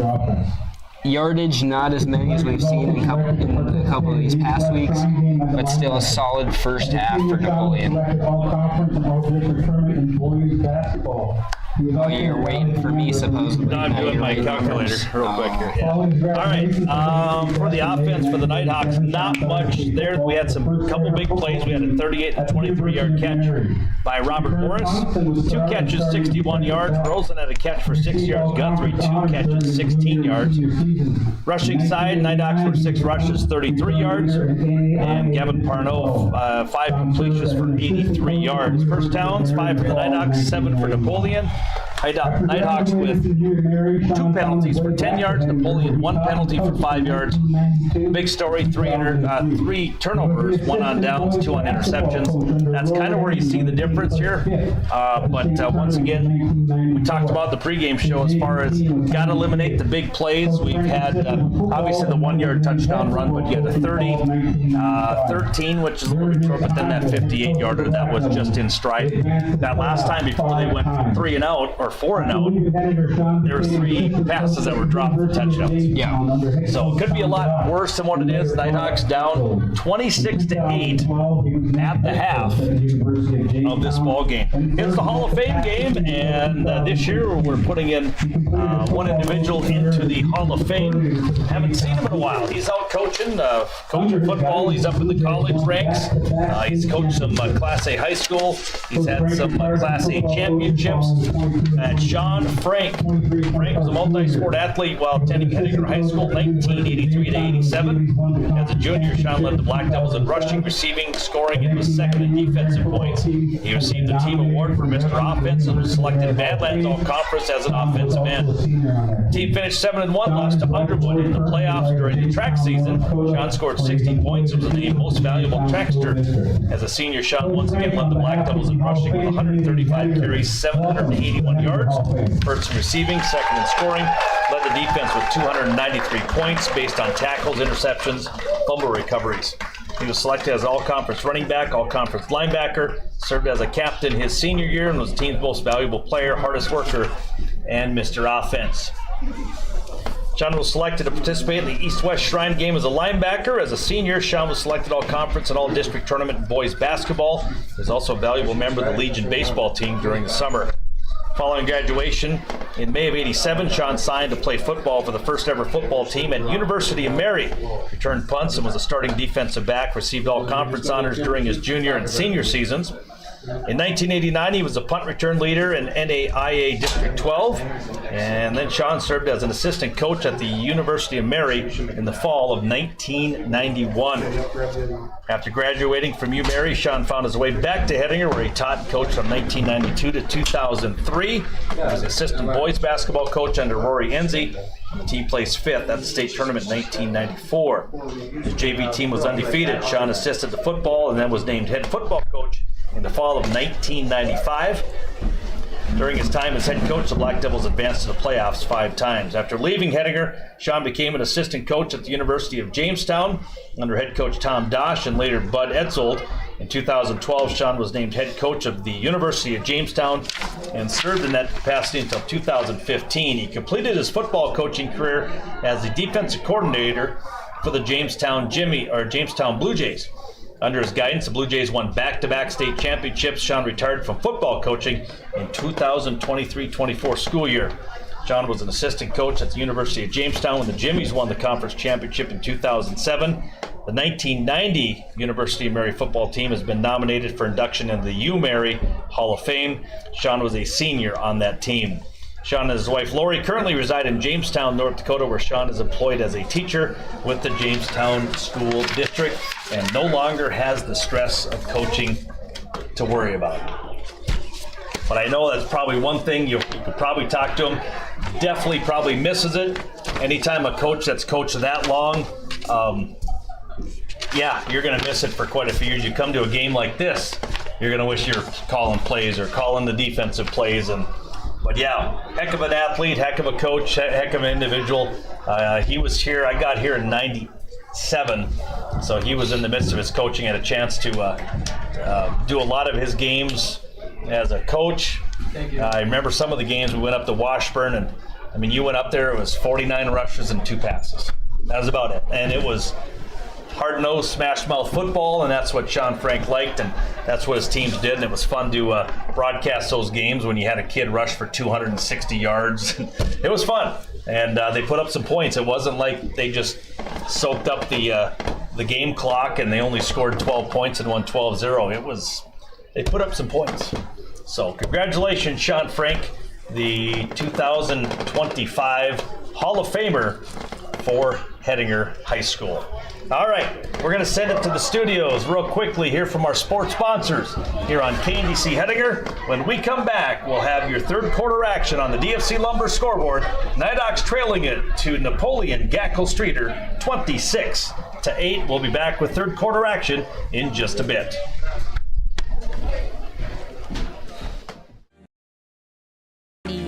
From easy rentals to expert repairs and service, where you can count on them to keep you rolling by visiting hannahgolfcares.com or giving them a call. 605-645-2808.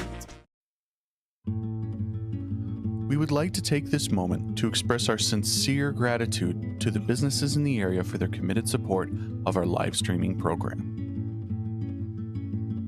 Your contributions have been truly invaluable, and we want to emphasize just how essential they have been to the success of the HPS Stream Team. These businesses have given our students a new place to learn skills and shine as the bright individuals they truly are. Their support has created a valuable service to our community, parents, and family members near or far. So thank you, businesses, for allowing us to strengthen our community through these live and recorded events. And if you enjoy having live broadcasts such as this, we strongly encourage you to give back by supporting these businesses. They are the lifeblood of our community, and we are immensely privileged to have them as our partners. Thank you.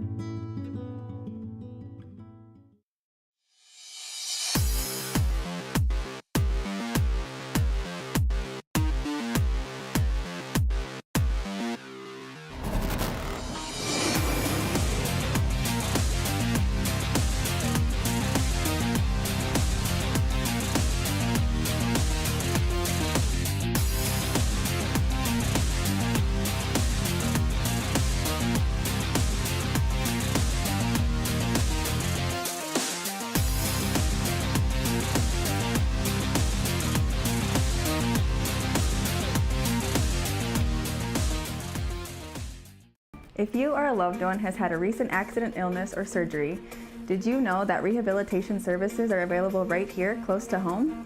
Our West River Health Services Swing Bed is a certified program for extended care, providing both physical and occupational therapy.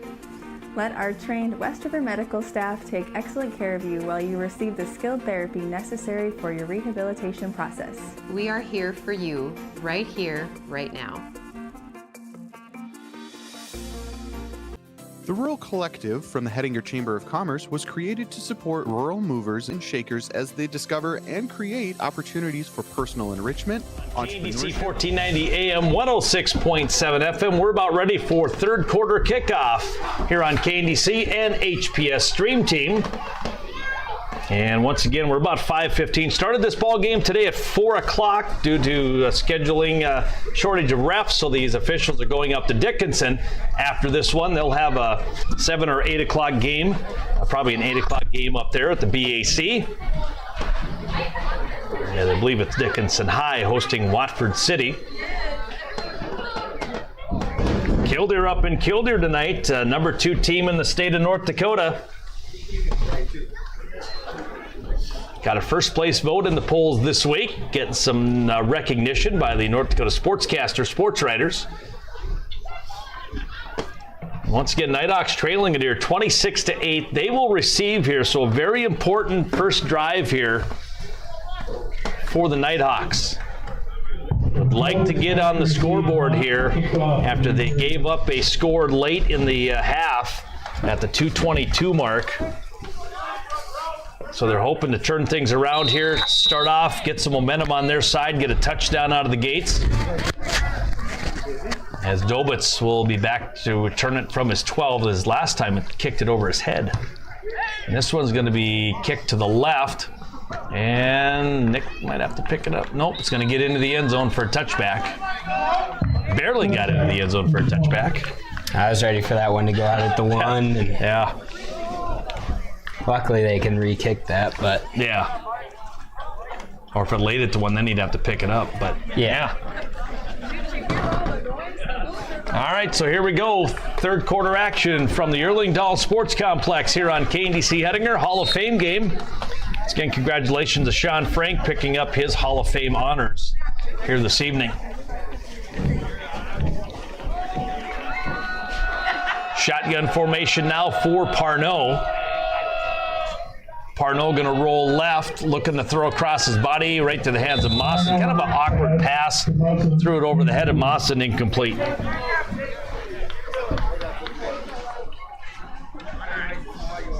Just 10 passes in the first half here. Nighthawks with 16 plays in the first half. Hey, Sean. Congratulations. Second down and 10 coming up from the 20-yard line. If he wants to, yeah. Probably get Sean on the radio if he wants to come up here. Back to pass goes Parnell. Wow, intercepted by the guy that's been catching all the passes. Piot's at the 40, across the 30, taken out of bounds, and there's going to be a flag on the play, but that's going to go after the interception. So first down and 10 coming up for the Imperials. It's just going to be where they're going to mark it at.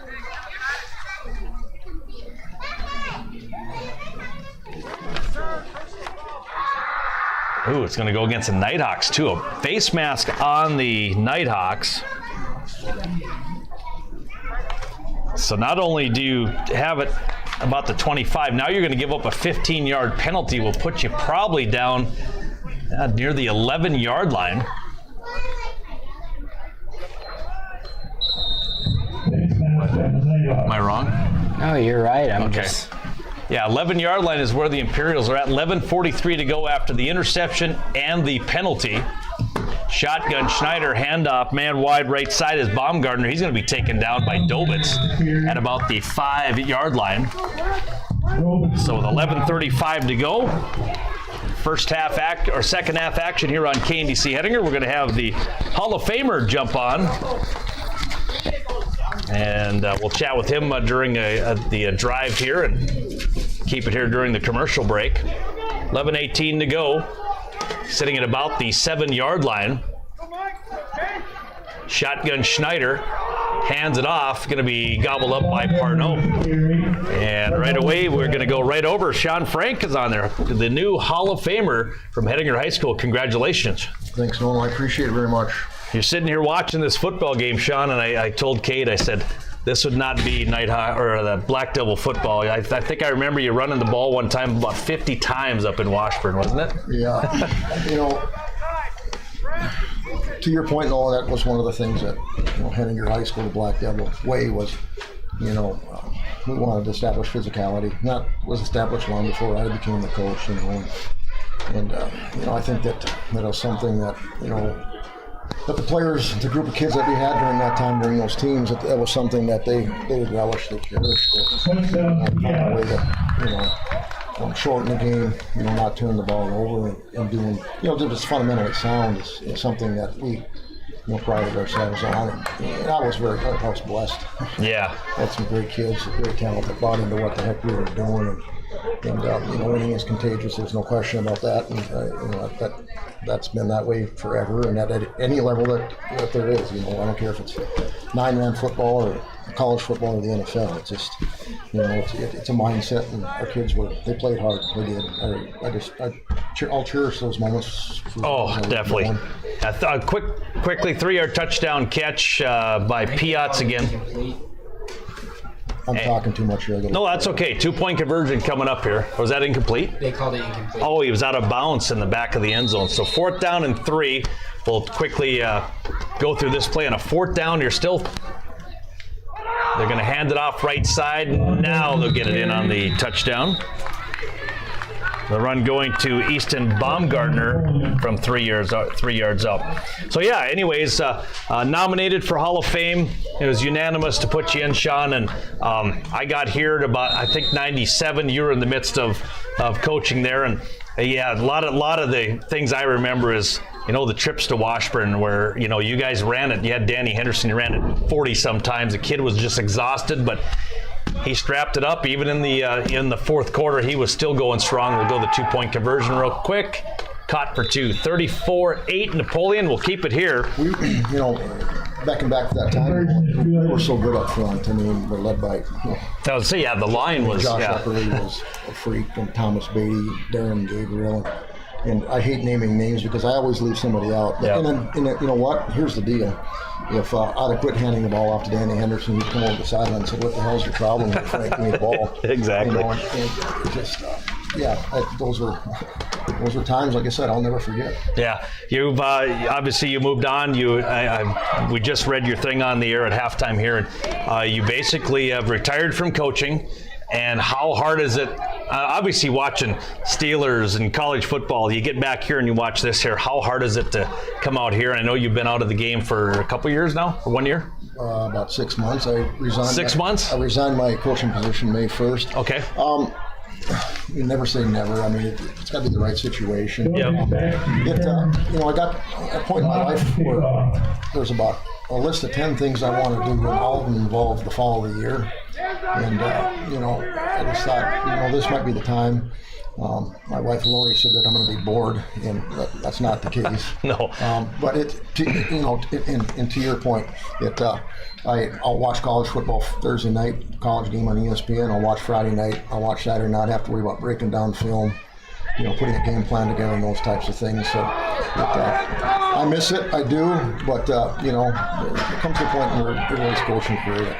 Doba's going to return it across the 30 up to the 40, finally taken down at the 42-yard line. So big game coming up Sunday night, Green Bay and Pittsburgh. Your thoughts on Aaron Rodgers from a lifelong Steeler fan? Well, the biggest issue I have with the Steelers is Mike Tomlin. They've lost their way. I think he's a cheerleader. I think they're poorly coached. I'm so frustrated with that organization right now. And at some point in time, I think the Rooney family's going to have to take a look and decide if this is what we want to continue to do. Because Aaron Rodgers is a legend, obviously. I mean, he's going to go down one of the best quarterbacks ever played the game. Let's face it. You ever throw your resume out there? Yeah, right. Just have them take a look at it? Then they throw it right back in the garbage. They probably would, yeah. So they, the Packers, I watched them get after the Lions, and holy cow! But Detroit's, they're so good. It's crazy seeing Detroit on top, but the Green Bay's got it going. I like their coach. They got a franchise quarterback. Made the big trade in the offseason for Parsons to the Cowboys, and so we'll see if that helps and puts them over the edge. And that's a competitive division that they're in. And they still got to get through Philly and Detroit, but I like Green Bay. I mean, they play well at home, and I think a lot of pieces in place. There's no question about it. That should be a fun one. But yeah, congratulations again, Sean. We appreciate the time. We'll let you get down to your family. I know you had a pretty good chunk of family, a lot of Hall of Famers out there joining nice. you. So it's like I said, I want to, Mr. Kohler and that whole crew. It's something that actually, I toot my own horn here. I started the Hall of Fame, and the first two members that we inducted were John Butterfield and Peter Schmall. So, and I'm glad to see they took the mantle. And like I said, there's been a lot of prideful Black Devil athletes through the years, and it's just a great thing. And I can't express my gratitude enough. Nolan, you take care. You do a hell of a job for this. Well, they know you're on the air because they've had 3 straight running plays. So it's contagious. Exactly. You take care. All right, thanks, Sean. What you're doing. You betcha. Appreciate it. All right, there you go, Sean Frank, the new addition to the Hall of Fame for Hettinger High School. So 1st down and 10 coming up after the first down on 3 runs. Here we go. Roseland going to get it off the right edge up to the 41-yard line. Gain of about 4 for Roseland. And yeah, we get Coach Frank on here, and all of a sudden we got 4 straight runs. We're not passing right now. It's smash mouth football here. I think Coach Lefebvre saw Coach Frank out there and his scowl and went, all right, we're going to run. We're going to run it. Ty, we're running this football here. Get a nice drive going. He got a nice first down, got a second down and imaginable about 6 yards. option. Not going to keep it himself. Design run for Moore. No, he gets beat, banging all the way down, yard shy of the first down. Gain of 4. He lost the football on that spin. Did Napoleon ball. I didn't. I was going to say, if I'd have seen that earlier, I might have been able to. Fumble recovered by Napoleon. Right there, you can see when he turns towards us, that ball pops out. Picked up by who else other than Bryce Schneider.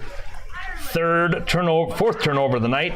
2 interceptions, a fumble, and a turnover on downs. We'll give the football back to Napoleon Gackle-Streeter with our score 34-8 on the DFC Lumber scoreboard. Don't forget, we have Coach's Corner tomorrow morning at 9 o'clock. Got a bunch of coaches in store. Fumble on the play, but Schneider's going to drop on it. Kind of a fumbled snap here. Looks like both teams are getting... It's going to start running the football. Loss of 2 on the play. 8:03 to go here in the third. Imperials leading it here. Very important game for these guys. They need to keep winning to have chance to stay in the playoff run. A win will keep them up there pretty solidly with Kidder County and really put the pressure on Hettinger County, who has a game tonight as well. So 2nd down and 12 coming up for the Imperials. Probably looking pass here. Speedsters, the 2 freshmen out wide to the right and left, and handoff going to go left side, taken down by Mawson. It's Baumgartner on the carry? Yep. No gain on that one. So Nighthawks picking up where they left off here at the end of the half with that, starting to stop them a little bit defensively here. Oh, there we go. Oh, there we go. Delay on the moving. So what was that, about 3-yarder? Brings up a 3rd down and 9. 4-man front for the Nighthawks. 2 wideouts, 1 to the right, 1 to the left. Schneider, shotgun, handoff, left side. Nope, gonna keep it. You gotta throw it. Yeah. Oh! You gotta see that on the replay. It's not intercepted, it's tipped out, but Nick Dobitz had it in his hands, and the wide receiver just went by and slapped it right out. What a play by the wide receiver. Heck of a play by Dobitz. Caught, hit. That was awesome. That one just hurts. That one, it was like, wow. And I remember my senior year, I had one of those in the region championship against Mott, and I was all by myself, and the ball hit my hands, and you watch it hit the grass, and you're like, oh, that was sick. Did I have control long enough? No, I didn't. No. Yeah. Here comes a first punt from the Imperials. A spiraling punt going to hit at the 20. Will go out of bounds. They're going to mark it at about the 18-yard line is where the Nighthawks will take over. Once again, we mentioned only game going on right now. Other games starting up here in about a half an hour. Linton hosting New Salem Almont tonight. Linton, the number 3 team in the state of North Dakota. And we mentioned the polls earlier. 5 undefeated teams in 9-man football. All at 5-0 or 4-0. Then you have Hankinson, Grant County Flasher, both with 1 loss. So that first round is going to be crazy in the 9-man. And then 11-man, you have 3 undefeateds left. One of them being Killdeer. Handoff, right fumble on the play, and it's going to be picked up. Did the Imperials get it? Yes, they did. Looks like number 17 on the line, Brody McDowell. And it was with the right, fumble recovery. Yeah, it was right on contact too. Hand off to Moss, and he gets popped pretty good. So the 5th turnover now for the Nighthawks. Will give the football back to Napoleon with very good field position. Mentioned Kidder County's traveling all the way to Beach, but they're on the interstate, so it's a pretty quick drive. Grant County Flasher, Hettinger County, that game starts at 6 tonight. Handoff going to go right side. Baumgartner, gain of about 5. Brings up 2nd down. Refs are looking at their watches going, we're on the road here pretty soon, let's go. Keep running the football, boys. They walk by like, I really like your run game. You should keep up with that. Keep that clock rolling. 6:20 to go on the 3rd quarter clock. 4 play first downs. Keep the clock going. Yep. 2nd down and 5. One One of the linemen went over to the other lineman and said something, so we'll see. Yep, he's going to pull over, and whatever he said didn't work. Baumgartner will get taken down in the backfield. Loss of about 2 or 3 in the play. I don't know if we have some injured Nighthawks over here. We have Larson and Galbraith sitting on the bench. A little banged up. They're both on the offensive line, so they might just be getting water, and they are as they regrouping a little bit. They're on the offensive line. That's kind of nice when you have 2 different lines. It's like offensive, defensive line just takes a ton out of you. Handoff, going to go to Piotz. Not much there. Maybe a gain of a yard, yeah. And 4-down territory here. So 4th down coming up once again for the Imperials of Napoleon Gackle Streeter. Early game in Surrey. Number 5 Alexander looking to stay undefeated. They're up 30-0 over Surrey. They are sitting at 5-0 in the 9-man. Alexander, nice to see Alexander and Divide County in the top 5. Shotgun again for Schneider. 4th down and about 6. 2 wide outs to the left, 1 to the right. Watch this Hotman kid over here. Nope, he's going to go left, wide open, touchdown. Another wide open touchdown to Jackson Piotz. What was that, 15 yards, 16? I've got as 15, but... All right, we're going to go 15. Piotz, 15-yard touchdown catch. Such an athletic team in Napoleon. They're all quick. They've got great hands. Piot's a junior, but these other wide receivers are freshmen. So you imagine their passing attack next year. 2-point conversion's going to be good. Caught by number 20, Jacob Hettinger. So on the DFC Lumber scoreboard, 42-8. Imperials were back with the kickoff in 60. Hettinger, 2-point catch. Consolidated Channel 18. Scranton Equity Agronomy is a major retailer of agricultural inputs such as chemical and fertilizer in southwest North Dakota and northwest South Dakota. Their experienced team works hard to keep up with the latest in agronomic technology and production. Their licensed applicators are well trained and can custom apply fertilizers or chemical products. Scranton Equity's agronomy team is proud to offer the following products and services: fertilizer and fertilizer blending, crop protection and chemicals, customer application and soil testing. That's Scranton Equity Agronomy. Call 701-275-8103. Proud sponsors of Nighthawk Sports. Lakeside Auto Body and Glass remind you 42-8 after another forced turnover. They have forced 2 interceptions, 2 fumbles, and a turnover on downs. So it's been all Napoleon. And probably some Gackle and Streeter filtered in there. I would hope so. Yeah. Yeah, I'm not sure the breakdown. You know, a lot of times you could say, oh, there's 8 kids from Napoleon, 4 from Gackle Streeter, 3, whatever. But pretty sure team effort here once again. There's a return from Dobitz across the 15 to the 20, 25, 30, 35 flags coming back up to the 42-yard line. And we'll see if we can predict what the penalty is. Oh, block in the back, yep. Wasn't a bad block in the back, but he made contact. It was enough that he shoved him down, looked at him like, uh-oh. So the block in the back will push things back here for the Nighthawks, starting at their 20.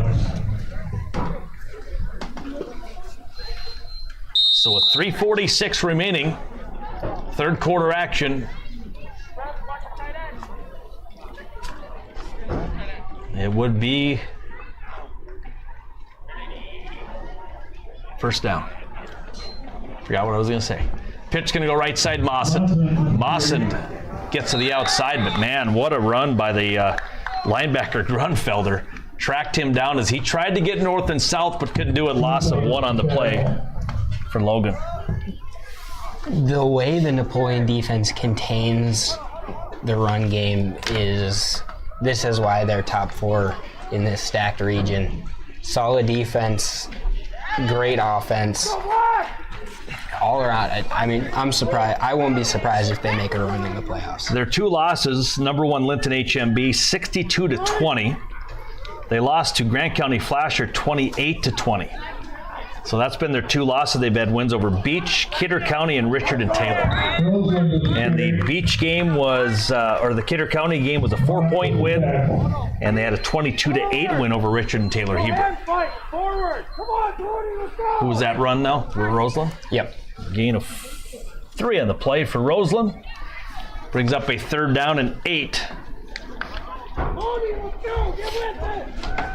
So with 2.5 to go, 3rd quarter action. Shotgun formation, Parnot. 2 running backs, 1 to the left, 1 to the right. They're looking for Morris. Nice little double move to the outside. Caught right at the 38. Now makes a man miss at the 40. Up to the 45-50 or run out of bounds. Past the 50-yard line. Oh, I didn't hit the replay. Slow on the replay button. Oh, here we go. Still got it. Yep. Nice little move there. Stepped out of bounds after the run. Be a 1st down for Robert Morris. About a 31-yard catch for Morris. And a 1st down. And I'm going to throw some play, a little movement, a lot of movement. 5-yard penalty here, the 4th penalty of the night for the Nighthawks. So 1st down and 15 from about the 49-yard line of the Nighthawks. Trying to get across midfield. They were on the catch to Robert Morris. Has had 38, 23, and 31. 3 big catches. Had to come back for that one on the out and made one guy miss. It was a beautiful move. Well, shotgun. Or I formation, excuse me. Handoff Rosen across the 50. Gets just a couple. And just, you look at the runs, the run game just is not there. We've had a 6, a 4, 13, and 11. Everything else has been under 3 to 4 yards on each carry. So it brings up 1st down, or 2nd down and 13. On the DFC Lumber scoreboard, 1 minute remaining in the 3rd. Napoleon Gackle Streeter leads it 40-8. And this afternoon ball game started at 4 o'clock. We'll go shotgun once again. Guthrie in motion, left to right. Going up that right sideline. Parnot looking for him. Nope, they're going to go with the tight end, or it's like Mawson. And he's getting up slow over there on the incomplete pass. Kind of fell real awkwardly. They still have that concrete slab over there? The old runway? I don't know if they do or not. Yeah, you get tackled on that, that one hurts. That was Jalen Larson. Oh. Boston standing over on the sidelines here. So Larson was lined up at, must have been lined up at tight end. Tight end. Yeah, he still is, yep. So 3rd down and 13 after the incomplete pass. Shotgun again. Good pass protection. Throwing it up for Morris again. Can't get back to it. Incomplete, brings up 4th down and 13. That'll stop the clock here. Nope, that's going to end the quarter. All right, on the DFC Lumber scoreboard, we're at the end of 3. We head to the 4th quarter. Napoleon Gackle Streeter leads it 40-8. We're back in just a bit. Body needs, from minor to major collision, or windshield chip and full windshield replacement. Give Mark a call today at 567-4380. That's 567-4380 for Lakeside Auto Body and Glass, located at 103 Highway 8 South in Hettinger. Call 567-4380. It's Lakeside Auto Body and Glass of Hettinger.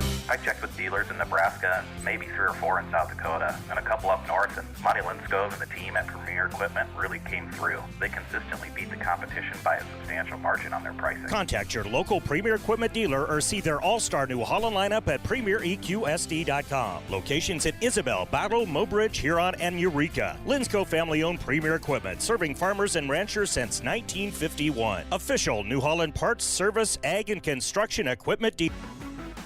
Be seen on our streams. Get a sponsorship ad with the HPS Stream Team and reach customers near and far. Back here, 42-8. I'll cut you off in mid-sentence there. 4th down and 13. Shotgun back for Parno, looking for Morris. He's going to throw it up the middle of the field. Has it? Nope. Oh, it's good. Just going to be tipped away by Piotz. He could have picked that off, but I think very gentlemanlike just slapped it down and said we'll take over on downs. Second time taking over on downs, the 6th turnover. I think he was thinking field position-wise if he picks that off. Not in quite the same field No, because Cade Warbus would have been thinking yardage. He thought, you know what, I can run this thing back 80 yards for a touchdown. No, I was slow. You were on the sidelines watching at that point? No. I play defense every once in a while. So 1st down and 10 coming up here.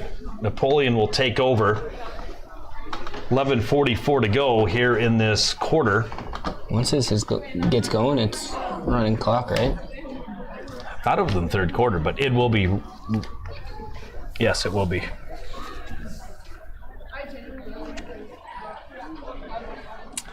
We have. Looking for. So next week obviously is homecoming. Starts on Monday. A little excitement. Cade's pretty pumped up. It's pajama day. Oh. Yeah. So that's on Monday. Back in my day, that was every day. That's why I said you were pumped up. You and Josh, I think. Handoff. Not much there. Brendan Bernard getting a carry, sophomore for the Imperials.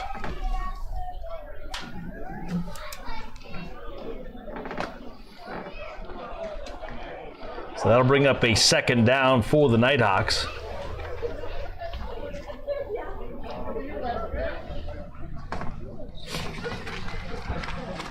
So 2nd and 10, Imperials is kind of running guys in and out. They're going to take as much time off as possible here with 11:10 to go here in the ball game.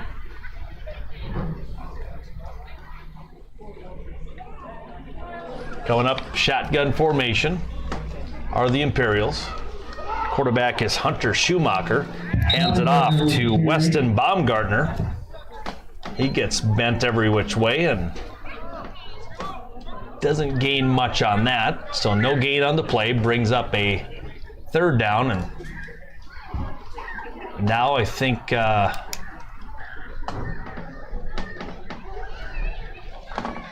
think Napoleon brought the JV in. Mm-hmm. And the Nighthawks kept the varsity in, so I think Napoleon said, well, you know what, you're going to keep your varsity in, I'm putting my varsity back in.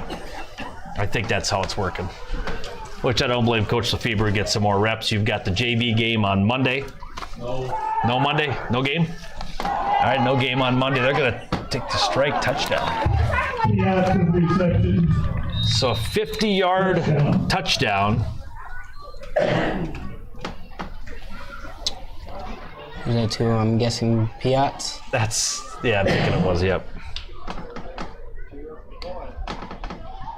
Yep. So this coming at the 9:45 mark. The 50-yard touchdown run, or touchdown catch.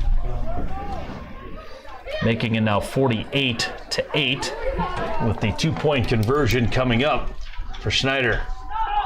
Back to pass into the end zone, incomplete. On the DFC Lumber scoreboard, Napoleon leads it 48-8. We'll take a break. Be back with the kickoff in 1 minute. Call Mr. Janikowski at 701-567-4502.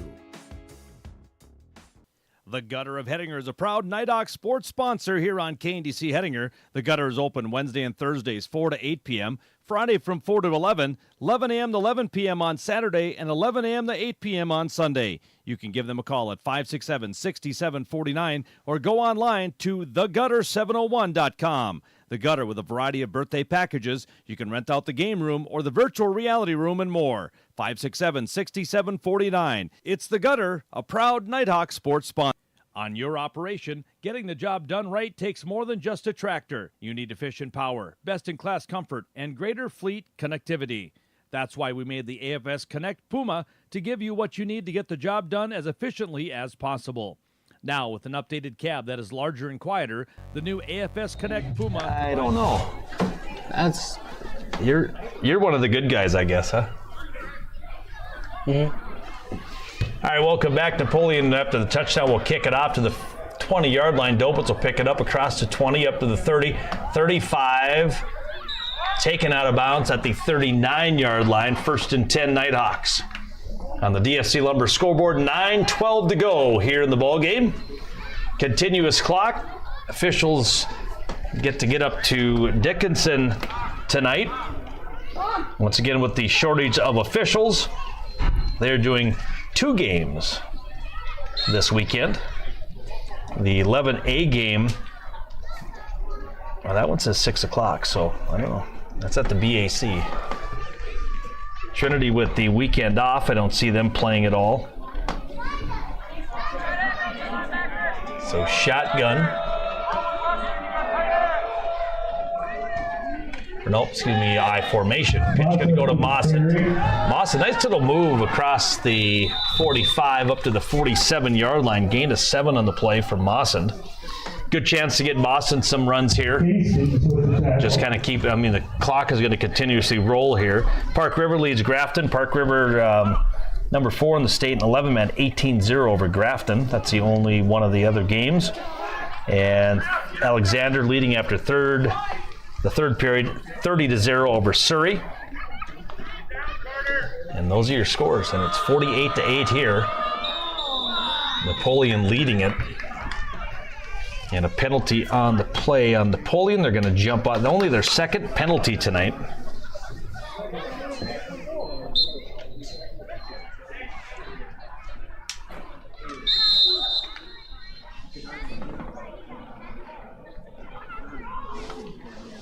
So that'll give them a first down. 8th first down of the night.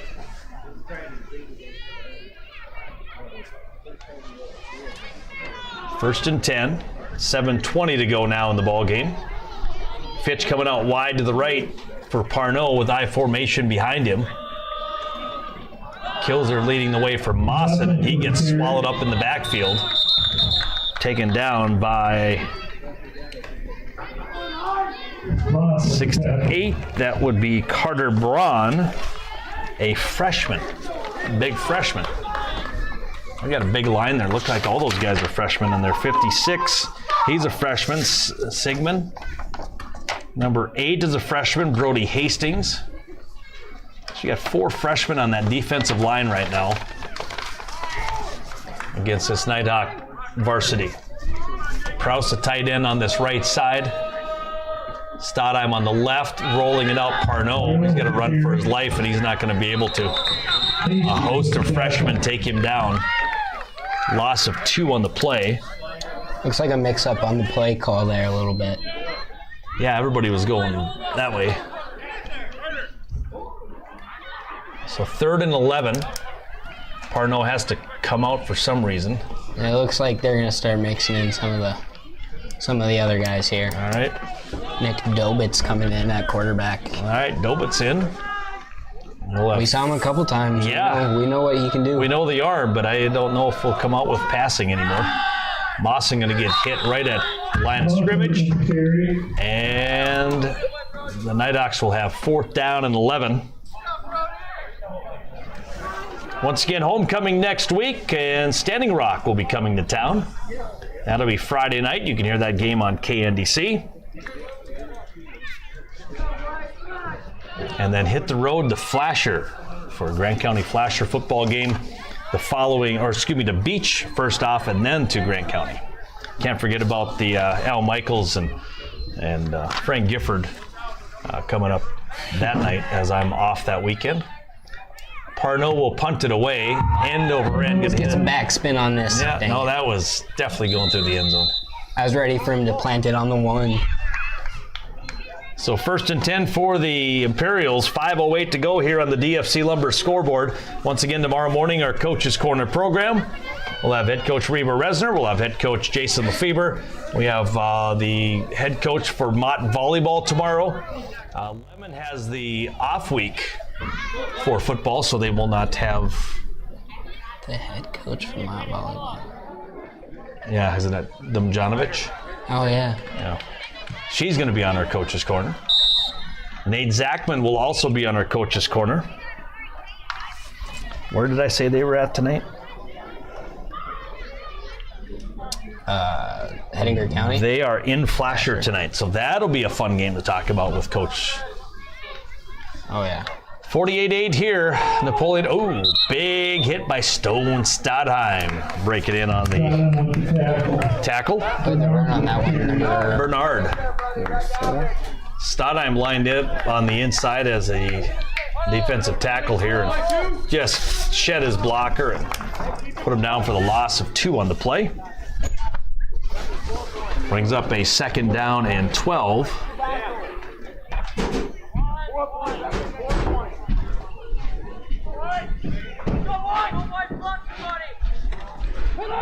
Handoff, nothing there, and that is loss in the play. Cyrus Roseland in on the tackle. Stadheim just came off after that last play. Fitch coming off now. We have some new ones out there. We'll try to get him on the air here. Liam Kennedy going to be your defensive end on this right side. Brody Sott in. And is that a 52? Bentley Croft. Okay, Bentley's on that left defensive end. Dobit's in at still a linebacker there.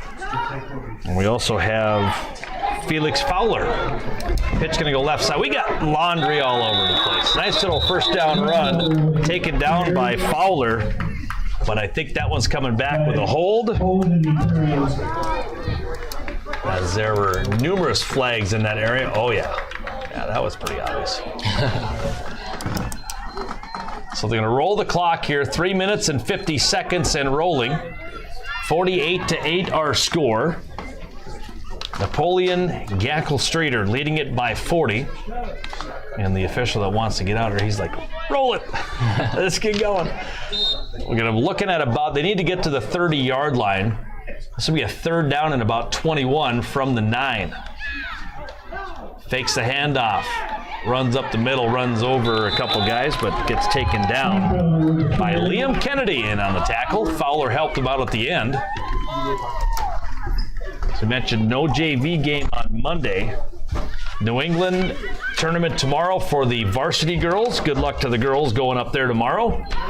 They've had some rough games, learning a lot, hoping to be playing their best volleyball at the end of the season. Punting situation here for the Imperials. Low snap. It's going to be spiraled over to the 35 to the 40 and will be touched at the 42-yard line. That's where the Nighthawks will take over here. 2:48 to go here in the ball game. At the conclusion, we'll add up our stats, hand out our top performer, and a guy that I think is still running on the sidelines. Has he stopped running? Who? Piatz? He's at a 58, a 15, a 58, a 30. Kind of gotten up and down the field tonight. And numerous other opportunities.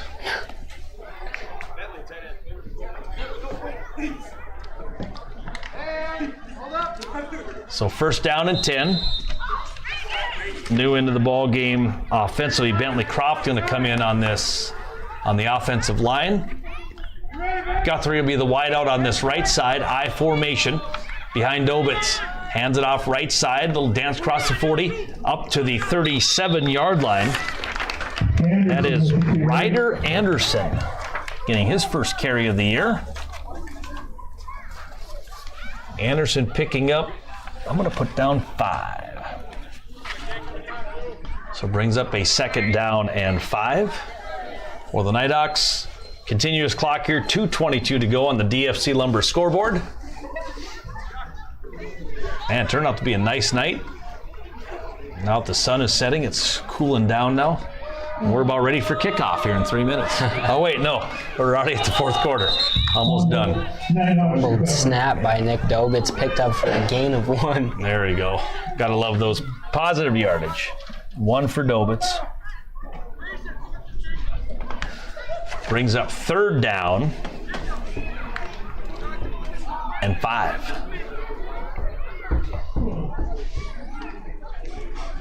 I formation. Pitch going to go right side. Nice little run. Ooh, tackled right up high and it's landed on by his lineman as well. And that's Ryder Anderson again. Gain of about 2 on the play. We'll bring up a 4th down. And about 4.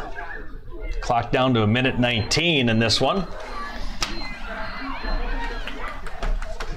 Once again at home next week for homecoming football. Got homecoming volleyball next week as well. I believe there's a game in Hettinger and in Scranton. I will check the schedule on that. Bowman County is the first one. That's on Tuesday. Back to pass. Dobitz airing it out. Has a man, just overthrew Owen Prouse by a couple of steps, and that is your turnover on downs. 7th turnover of the night for the Nighthawks. Clock will roll here with 44 seconds to go, and that's going to pretty much do it here this evening. As the early start, as the Imperials will be able to get back at a decent time on this Friday night. Once again, other games just kicking off. The big one, Grant County, Flasher, and Hettinger County squaring off. That one's going to be a doozy. Linton HMB, I believe, what do we say, hosting Kidder County, or is that the other game? Hettinger County in Flasher. Yes, and then Linton is playing Kidder County, I believe, I think. I don't remember. Yeah. All right, so they'll kneel down on it, and that'll do it. On the DFC Lumber scoreboard, there's your final tonight. The Napoleon Gackle Streeter Imperials win it by a score of 48-8 over the Hettinger Scranton Nighthawks. We'll take a break on KNDC Hettinger. Be back with your final tabulations in just a bit. Hi. Stop by West Plains Incorporated in Beach, Bowman, Dickinson, and Hettinger today and see what Puma can do for you. Stop down to the Peacock Mercantile. New hours, 6:30 a.m. to 3 p.m. Monday through Friday and 7 to 12 on Saturday. The Peacock has a new Pick 2 menu for just $9.99, combination of daily soup, salads, and sandwiches. They also have a new breakfast deal for $9.99 for the daily breakfast sandwich and a 12-ounce latte. The flavor of latte and sandwich will be different every day. Thanks for stopping in. It's the Peacock Mercantile. Once again, new hours, 6:30 to 3, Monday through Friday, 7 to noon on Saturday. It's the Peacock Mercantile, Main Street. Good luck to all the area students and athletes in this school year from Encompass Therapy. Alex, Kathleen, and their staff offer both in-home therapy or in-clinic appointments to meet your physical therapy needs. The Encompass Therapy Clinic is located next door to Family Dollar in Hettinger. Scheduling is flexible to accommodate work, school, and family calendars. Alex and Kathleen Thompson wish everyone a safe and healthy school year. Call 567-8910 or 567-3749 for more information or to make an appointment. It's Encompass Therapy, leading the way to better mobility.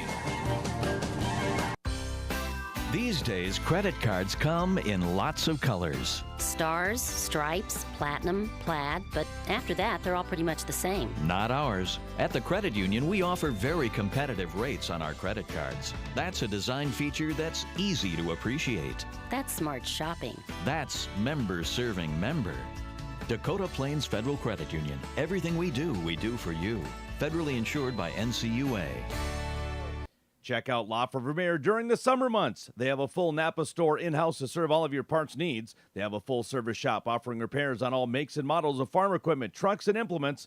Need parts for and service for your equipment? They have the solution. La Vermeer. Give them a call today, 567-7500. Stop out today. It's at La Vermeer, located at 201 Highway 12 East in Hettinger, if you need an oil change, tire repair, spark plugs, And brakes, we'll or have air your final stats. We'll have your top performer as well. Running down the offensive stats for the Hettinger Scranton Nighthawks. 68 total yards rushing, 147 on the ground for a total of 215 yards. Big stat of the game just comes out. 2 interceptions, 2 fumbles, 3 turnover on downs. You're looking at 7 total turnovers tonight by the Nighthawks. And let's see here, none by Napoleon Gackelstreeter. Held on to the football great, had some big strikes, and this Napoleon Gackelstreeter, one of the better, other than Linton HMB, one of the better teams we've seen playing. They're right now in the 4 seed. Kidder County's another team that's very good. So, the top 4 teams coming out of this region are going to be pretty salty in that first round. Yeah, absolutely. We've seen 3 of the top 4. We've seen their offenses. We see how their teams work.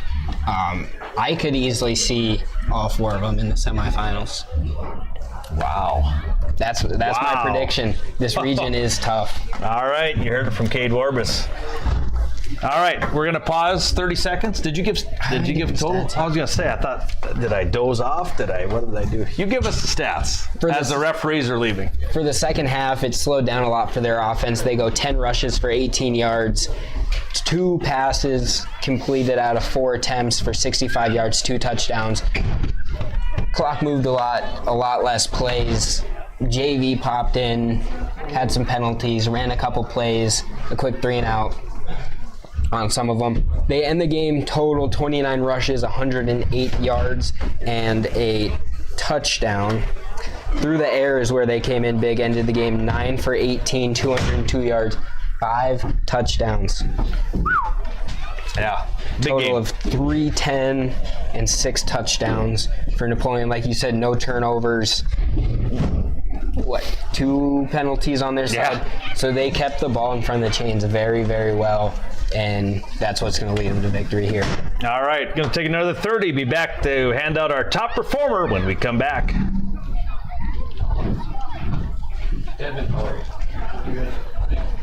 So Piatz, and we got to give one for...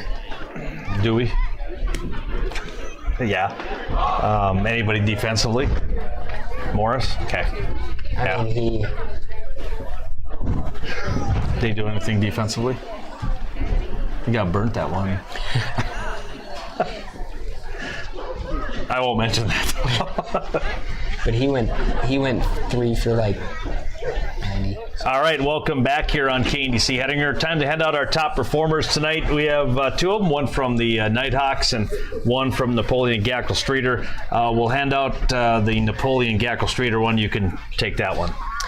Yeah, I was a little bit in between 2 people, one being the quarterback, of course, throwing for a bunch of touchdowns and a bunch of yards. But our final decision came to the main man in the receiving game, Jackson Piatz. Ended the game 6 catches, 174 yards, and 4 touchdowns. All-around great game. He was everywhere on defense as well as the quarterback. So it was really hard to choose between both of them, but landed on Piatz for a big game for a wide receiver. Yeah, and he should have had an interception, but he did the old field position thing and just slapped it down. So congratulations to Piatz on that. Going to flip it over to the Nighthawks sideline. Didn't have a lot of offense, but one guy that kind of shined offensively, had some good moves at wide receiver. Ended up with 3 catches for 92 yards on the night. Going to hand out our top performer to Robert Morris, the sophomore for the Hettinger Scranton Nighthawks. Big up-and-coming wide receiver and D-back for the Nighthawks. So excited to watch him play over the years, but still got a few games left to see him cause some havoc in the back or in the secondary. Absolutely. Okay, thanks, Cade. Yeah, of course. We'll be back here homecoming next week. Yep. Friday night, 6 o'clock. We'll be back on the Dakota Bank pregame show. Once again, your final score on the DFC Lumber scoreboard, the Napoleon Gackelstreeter Imperials lead it or win it 48-8 over the Hettinger Scranton Nighthawks. Accessible parking and modular furniture, it is more than ready for any meeting or event.